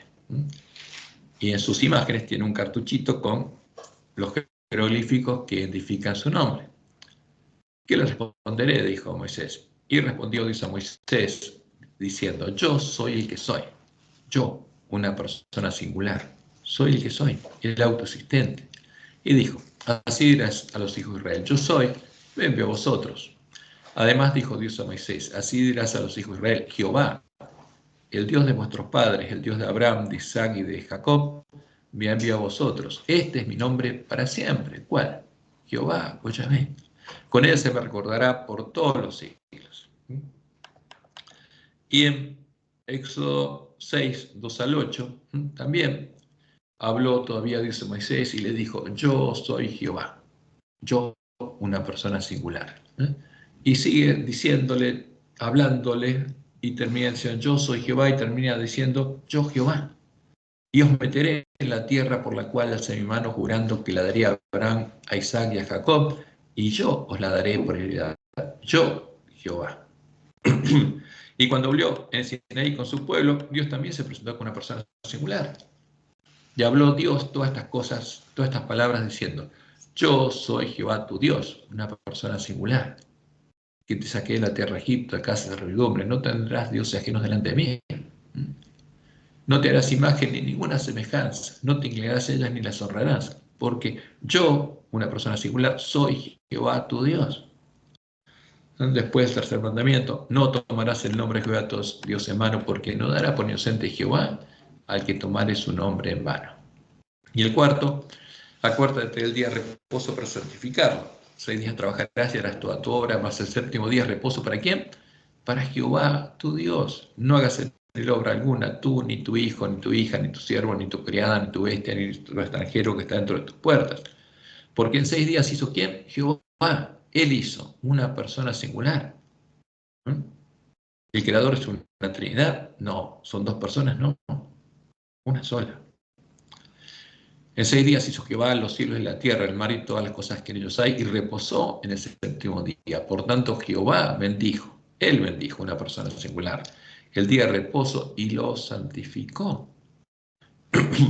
Jehová lo santificó, sí, lo apartó para estar con nosotros. ¿Y qué nos decía a nosotros? Que nos acordemos para también santificarlo, para apartarlo, para estar con él. Ahora, ¿qué pasa si en el sábado adoramos a la abominación asoladora? ¿Guardamos el sábado? No, lo violamos, estamos adorando un ídolo el sábado. El pueblo artista, el ángel de Odisea, está violando todos los mandamientos de Dios. y se cree rico porque no lo sabe. Y hay que mostrárselo. Entonces, guardamos los mandamientos de Dios si adoramos a una persona que no es Jehová, nuestro Dios y Padre, una persona al que llamamos Dios Hijo, el Verbo y el Creador. No, violamos los mandamientos de Dios. Este es el primer testimonio que nos muestra Juan 1, 1 al 3 y 14, y Hebreos 1, 1 al 3, son contrarios a la ley y a los profetas, y son parte de la suciedad y la basura introducida en nuestras Biblias por los sabios de Roma. Juan 1, 1 al 3 y 14, Hebreos 1, 1 al 3, contiene las palabras de los sabios de Roma. Y segundo testimonio, en el Cántico Moisés Jehová nos dice que Él es una persona singular, es nuestro Dios, es la roca y es nuestro Padre, porque Él es nuestro Creador. Deuteronomio 32, 3 al 6, porque el nombre de Jehová proclamaré y engrandeceré a nuestro Dios. Él es la roca, cuya obra es perfecta, porque todos sus caminos son rectitud, Dios de verdad y sin ninguna iniquidad en Él. Es justo y recto, la corrupción no es suya, sus hijos la mancha, generación torcida y perversa. Y termina diciendo, así pagáis a Jehová, pueblo loco e ignorante. ¿No es Él tu Padre que te creó? Él te hizo y te estableció. Entonces, ¿quién es Jehová? Es nuestro Padre, porque es nuestro Creador. No nos creó un Dios Hijo. Isaías 64:8. Ahora pues, Jehová, tú eres nuestro Padre, nosotros barro y tú el que nos formaste. Así que obra de tus manos somos todos nosotros. ¿Quién nos formó? Jehová. ¿Había un Dios Hijo con Él? No, no. Esto nos muestra claramente que fuimos creados por nuestro Dios y Padre y no fuimos creados por un Dios Hijo eterno que se llama el Verbo, engendró la sustancia del Padre. Ese es el segundo testimonio que nos muestra Juan 1, 1 al 3 y 14 y Hebreos 1, 1 al 3. Son contrarios a la ley y a los profetas y son parte de la suciedad y la basura introducida en nuestras Biblias por los sabios de Roma.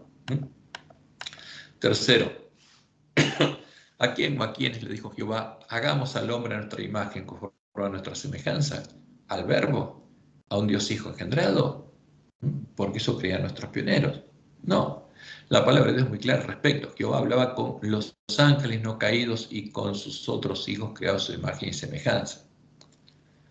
Y eso se lo dijo a Job y se lo reveló a Moisés antes de revelarle los 6 libros del Pentateuco, porque la primera escritura de la Biblia es el libro de Job. Entonces respondió Jehová a Job desde un torbellino y dijo, ¿quién es ese que oscurece el consejo con palabras sin sabiduría? Ahora ciñe como varón tus lomos, yo te preguntaré y tú me contestarás. ¿Dónde estabas tú cuando yo fundaba la tierra? Y ahora empieza a hablar de cuando él fundó la tierra, cuando yo, una persona singular, fundaba la tierra. Házmelo saber si tienes inteligencia. ¿Quién ordenó sus medidas si lo sabes? ¿O quién extendió sobre ella cordel? ¿Sobre qué están fundadas sus bases? ¿O quién puso su piedra angular? Dice. Y ahora muestra quién estaban con él. Cuando alababan todas las estrellas del alba, ¿quién estaban con Jehová? Los ángeles no caídos, porque los otros estaban con Satanás. Y se regocijaban todos los hijos de Dios, todos los seres creados a imagen y semejanza de Dios, todos los que se fueron a presentar a él, cuando Satanás también fue, como figura en Job capítulo 1. ¿Quién estuvo ahí? Todos los ángeles no caídos y todos los hijos creados a imagen y semejanza de Dios. Con ellos hablaba. Y Dios es muy claro, no había un Dios hijo con él. Estaban sus otros hijos, los seres creados. Y entonces dijo Dios, fíjense que esto es acción de una persona singular, él dijo, hablando con otras personas. ¿Y qué les dijo? Hagamos al hombre a nuestra imagen conforme a nuestra semejanza. Es como cuando uno es docente y le dice a los alumnos, hagamos tal ejercicio. Y señoré en los peces del mar, en las aves de los cielos, en las bestias, en toda la tierra, en todo animal que se arrastra sobre la tierra. Y creó Dios al hombre. Fíjense, él creó. Acción de una persona singular. ¿Crearon? No. ¿Quién creó? Dios. Y las otras personas miraban. Y creó Dios al hombre a su imagen. A imagen de Dios lo creó. Fíjense, es la acción de una persona singular. Él creó. Varón y hembra los creó a ellos. Porque Adán y Eva eran 2 personas. Por eso dice, los creó. Y como dice Isaías 64:8, ¿quién nos formó? Jehová. Ahora pues Jehová, tú eres nuestro Padre, nosotros barro y tú el que nos formaste, así que obra de tus manos somos todos nosotros. Nuestro Padre es Jehová, no el Verbo. Nuestro Creador no es un Dios Hijo. Eso es un verso. Esto nos muestra nuevamente que fuimos creados por Jehová, nuestro Dios y Padre, y que con Él no estaba un Dios Hijo eterno que se llamara el Verbo, engendrado de la sustancia del Padre, sino estaban los ángeles no caídos y los otros hijos de Dios. Este es el tercer testimonio que nos muestra que Juan 1, 1 al 3 y 14 y Hebreos 1, 1 al 3 son contrarios a la ley de los profetas y son parte de la sociedad de la basura introducida en nuestras Biblias por los sabios de Roma. Ahora, el cuarto eslabón también lo encontramos en el Cántico de Moisés, donde Jehová nos dice que Él solo guió a Israel de Egipto a Canaán, una persona singular, y que con Él no hubo otro Dios, que no hay dioses con Él. Y es muy claro, es categórico. Deuteronomio 32, 10, 12 y 39. Le halló en tierra de desierto y yermo de horrible soledad. Lo trajo alrededor, lo instruyó, lo guardó como la niña su ojo, como el águila que excita su nidada, revoltea sobre sus pollos, extiende sus alas, los toma, los lleva sobre sus plumas, que dice, Jehová solo le guió. ¿Había 3 personas? No. ¿Había 2? No. ¿Qué estaba? Solo Jehová. ¿Había un Dios Hijo con él? No.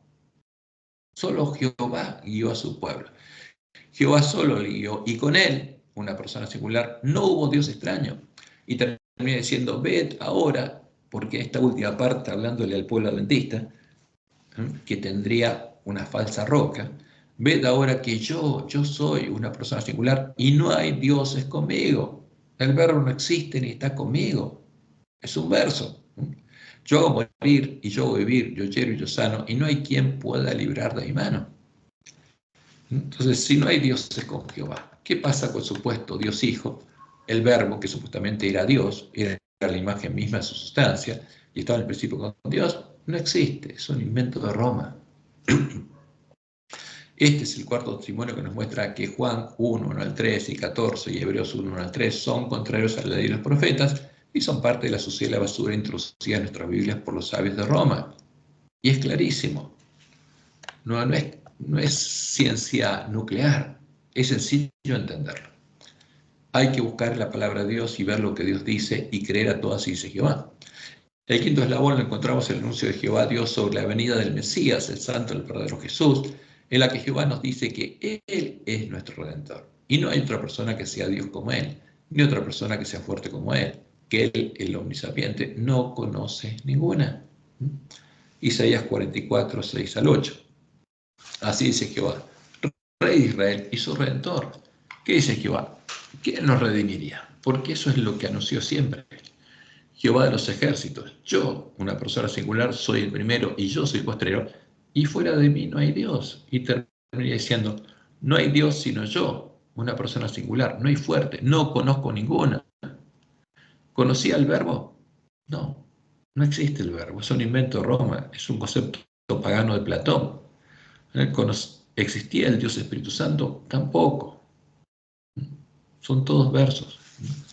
¿Conocía Jehová el verbo? ¿Había engendrado a un hijo de su esencia, su sustancia? No. Este es el quinto testimonio que nos muestra que Juan 1, 1 al 3 y 14 y Hebreos 1, 1 al 3 son contrarios a la ley de los profetas y son parte de la sociedad de la basura introducida en nuestras Biblias por los sabios de Roma.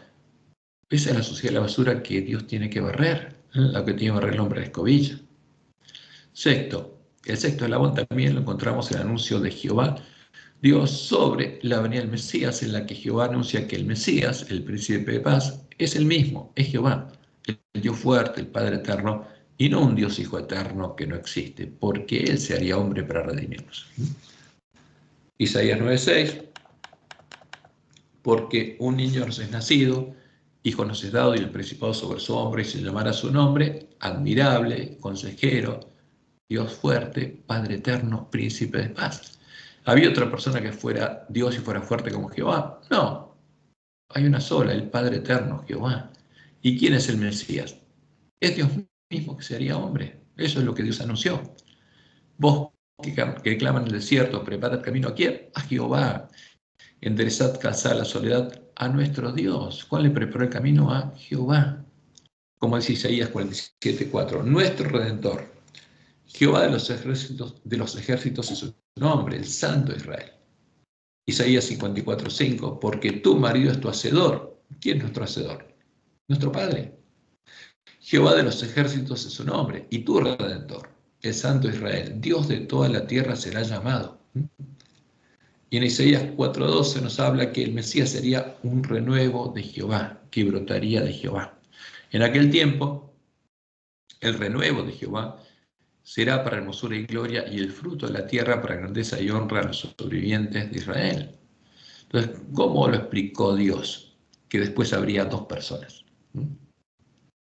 Nos dice, Él es el árbol espiritual, y a Él le saldrá una rama humana con la carne de David. ¿Y Jesús quién es? No es otro Dios, no es otro árbol. Es el renuevo humano de Jehová, porque Dios se hizo hombre. Dios se manifestó en carne, como dice Pablo, es el misterio de la piedad. Y este es el sexto testimonio que nos muestra que Juan 1, 1 al 3 y 14, y Hebreos 1, 1 al 3, son contrarios a la ley de los profetas, y son parte de la suciedad y la basura introducida en nuestras Biblias por los sabios de Roma. Son suciedad y basura. En el séptimo eslabón, Jehová Dios nos dice que Él, una persona singular, es Dios, y no hay más.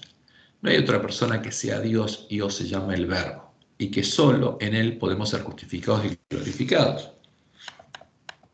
Isaías 45, 23 al 25. Mirad a mí y sed salvos todos los términos de la tierra, porque yo soy Dios, una persona singular, y no hay más. No hay otra. ¿Hay otra que tenga su esencia, su sustancia? No. ¿Jehová engendró a un hijo como Zeus engendró a Apolo? No. Por mí mismo hice juramento, de mi boca salió palabra de justicia y no será revocada, que a mí se doblará toda rodilla y jurará toda lengua, y se dirá de mí, ciertamente en Jehová está la justicia y la fuerza. A él vendrán, y todos los que contra él se enardecen serán avergonzados.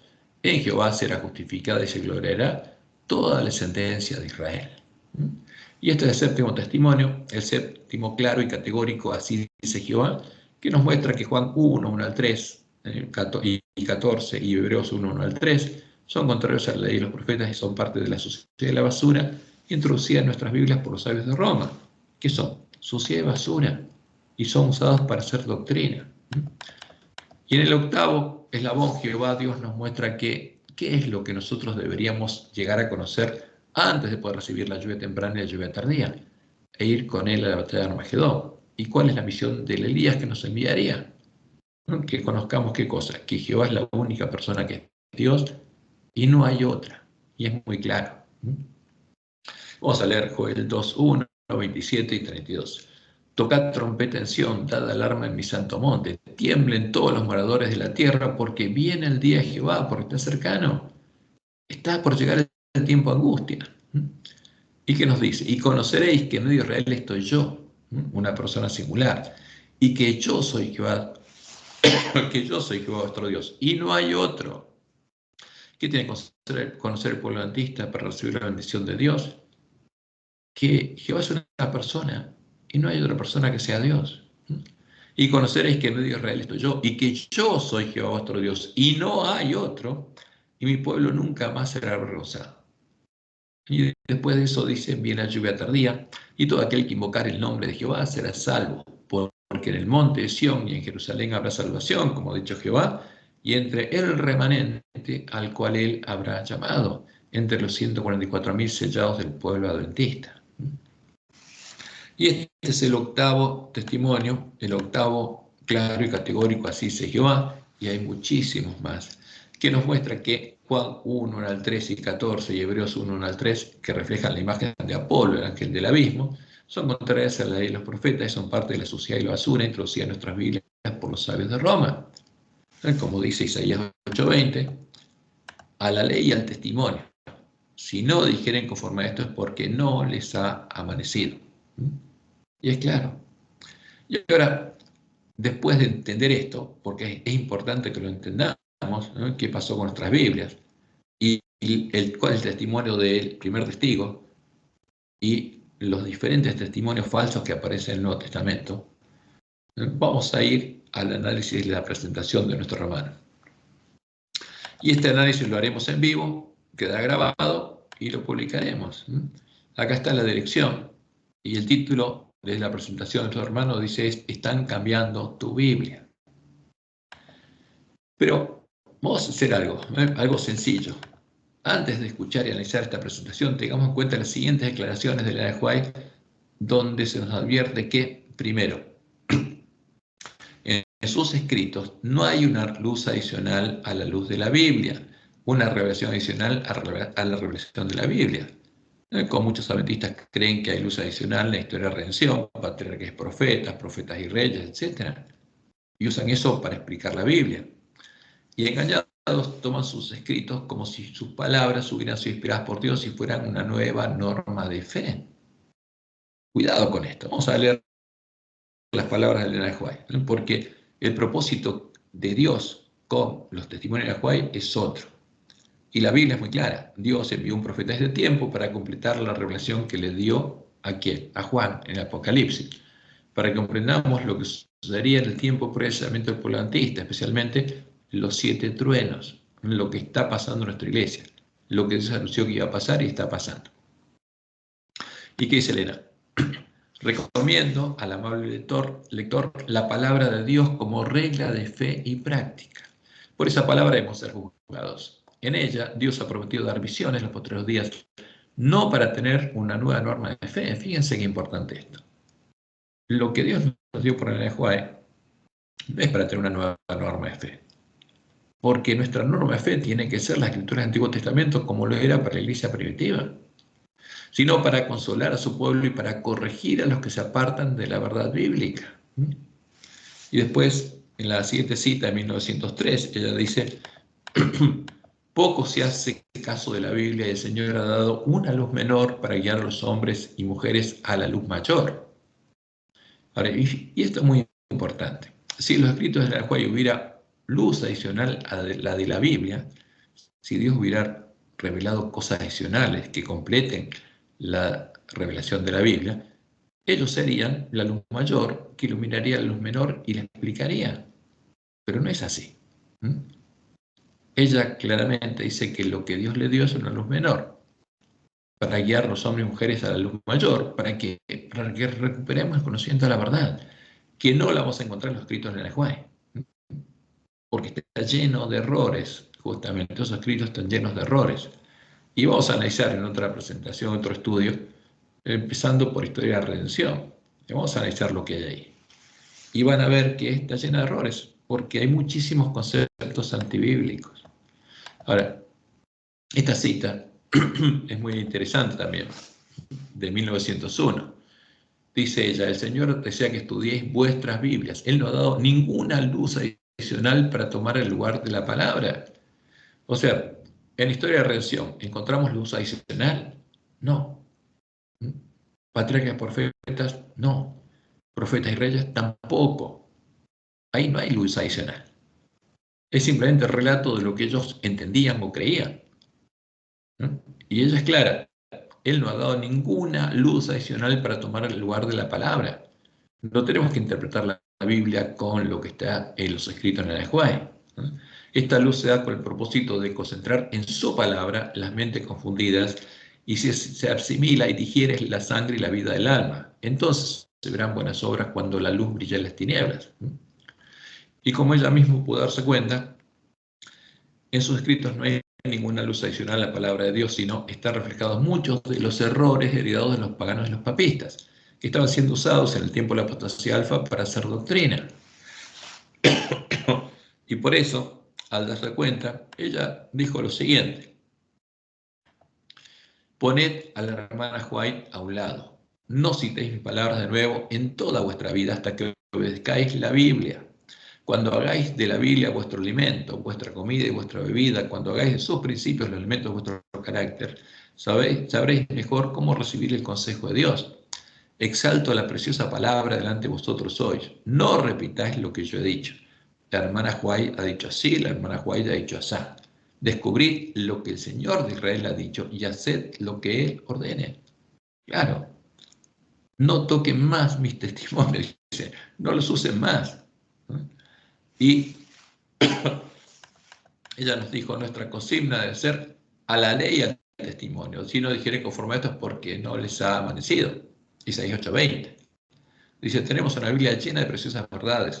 Contiene el alfa y la omega del conocimiento, la escritura, dada por inspiración divina, es útil para enseñar, para redarguir, para corregir, para instituir en justicia, para que el hombre de Dios sea perfecto, enteramente instruido para toda buena obra. Tomando las palabras de Pablo, que hablaba de las escrituras del Antiguo Testamento, y que agrega: tomad la Biblia como libro de estudio, cada cual puede entender sus instrucciones. Es clara, y hay que tener cuidado. Y la segunda parte de estas declaraciones es lo que ya dijo en el tiempo de la apostasía alfa, que se repetiría en nuestros días. Como en la apostasía alfa, los que engañarían al pueblo adventista usarían sus escritos para el propósito para el cual nos fueron dados, para hacer doctrina. Y ella dice: una obra de engaño. Se hallará que los que llevan un mensaje falso. Fíjense, se hallará que los que llevan un mensaje falso no tendrán un alto sentido de honor e integridad. Engañarán al pueblo. Mezclarán con su error los testimonios de la hermana White y usarán su nombre para dar influencia a su obra. Seleccionan de los testimonios los pasajes que ellos piensan poder torcer para sostener sus posiciones y los colocan en un marco de falsedad, de manera que su error tenga peso y sea aceptado por el pueblo. Fíjense, usan los testimonios de White para engañar al pueblo y para que acepten errores. Presenta erróneamente y aplica mal lo que Dios ha dado a su iglesia para, fíjense, acá define claramente. ¿Para qué? Para amonestar, para aconsejar, para reprobar, para consolar y animar. ¿Para hacer doctrina? No. A los que constituyen el pueblo remanente de Dios, los que reciben los testimonios como el mensaje de Dios serán ayudados y bendecidos por eso mismo. Pero aquellos que los toman en partes, simplemente para sostener alguna teoría o idea de su propia factura, para defender su conducta errónea, no serán bendecidos y beneficiados por lo que enseñan, pues Dios se propuso que los testimonios fueran colocados siempre en una trama de verdad. Ahora, ¿qué quiere que hagamos nosotros? Que comprendamos las Escrituras, conozcamos la verdad, y después vamos a saber cómo usar los testimonios de Elena de White. Y por supuesto, no para hacer doctrina.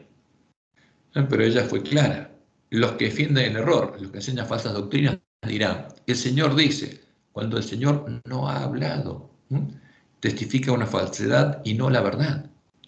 Porque van a decir: el Señor dice, usando los escritos de Elena de White. Y ella es clara: Dios no dio nada adicional a la Biblia para hacer doctrina.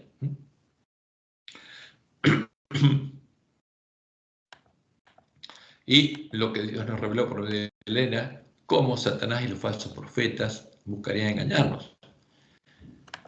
Y usarían las palabras que los siervos de Satanás corrompieron en la Biblia y ocultarían los claros y categóricos dice Jehová, que echarían a perder sus planes de engaño. Entonces nosotros tenemos que observar, siempre que escuchamos a una persona, primero, si usa los testimonios de la White para hacer doctrina, cosa que ella dijo que no debe usarse. Si además usa las palabras de Roma para engañarnos. Recién vimos que Juan 1, 1 al 3 y 14, Hebreos 1, 1 al 3, son falsos. Hay falsos conceptos. Hay suciedad y basura. Ahora, si alguien usa eso para engañarnos, y claramente no le ha amanecido.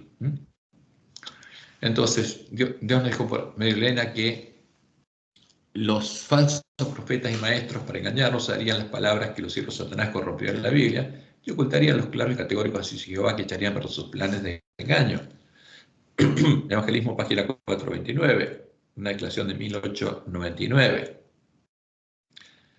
Dice Elena: todos debieran familiarizarse con la palabra de Dios, pues Satanás pervierte y cita erróneamente las Escrituras, y los hombres siguen su ejemplo, presentando una parte de la palabra de Dios a quienes desean conducir por senderos falsos, y ocultan la parte que echaría para sus planes. ¿Qué ocultan? Los claros y categóricos, así dice Jehová, donde Dios reveló la verdad sobre ese tema. Y dice: todos tienen el privilegio de familiarizarse con un claro, así dice Jehová. ¿Con qué tenemos que familiarizarnos? Con los claros, así dice Jehová, del Antiguo Testamento. Y agrega: ¿hay pastores falsos? ¿Hay pastores falsos en nuestra iglesia? Por supuesto que sí. Empezando por los lobos disfrazados de pastores adventistas, que están dispuestos a decir y hacer cosas perversas. Nuestros hijos, dice Elena, debieran ser instruidos de tal modo que lleguen a conocer perfectamente la palabra de Dios, a fin de ser capaces de saber cuando se lee una parte de la Escritura y deja de leer otra parte a fin de causar una falsa impresión. Tenemos que saber cuando lee las palabras a de Roma para engañarnos. Y ocultan los claros y categóricos así de Jehová que muestran que eso es una mentira. Entonces es nuestra responsabilidad y de nuestros hijos alimentarnos de toda palabra que sale de la boca de Jehová. Por eso ya dice que Dios tendrá la tierra, un pueblo sostendrá Biblia sola, como piedra de toques para todas las doctrinas, y que debemos cerciorarnos de que de si a las doctrinas les autoriza un categórico, así dice Jehová, si es algo definido por Dios, y si no, no es verdad. Y por eso nos dice también en el conflicto de los siglos que solo los que hayan estudiado diligentemente las Escrituras, ya han recibido el amor de Dios, de la verdad en sus corazones, serán protegidos de los poderosos engaños que cautivarán al mundo. Merced al testimonio bíblico, descubrirán al engañador bajo su disfraz. Y ya vimos ¿cuál es el disfraz de Satanás y los demonios? La Trinidad, el Dios Padre y el Dios Hijo definidos del creó Nicea, el Verbo, ese Dios Hijo que es creador, que es el disfraz de Satanás. Y no nos puede engañar si conocemos la palabra de Dios. Eso es lo que hará descubrir el engañador, las vírgenes sensatas, los siervos fieles y prudentes, que se alimentarán de toda palabra que sale de la boca de Jehová y vivirán. Y esa es nuestra misión. ¿Qué tenemos que buscar? Que Jehová nos guíe a toda verdad. Como tenemos que desearle a nuestros hermanos que Jehová los bendiga y los guarde y los guíe a toda verdad, porque Él prometió hacer esa obra. Y después de ver lo que pasó con nuestras Biblias, vamos a ir justamente a la segunda parte de esta presentación, que es escuchar lo que dice nuestro hermano. Y vamos a ver que en esta predicación se cumplen muchas de las cosas que Dios le indicó a Elena White que estarían pasando en este tiempo en nuestra iglesia.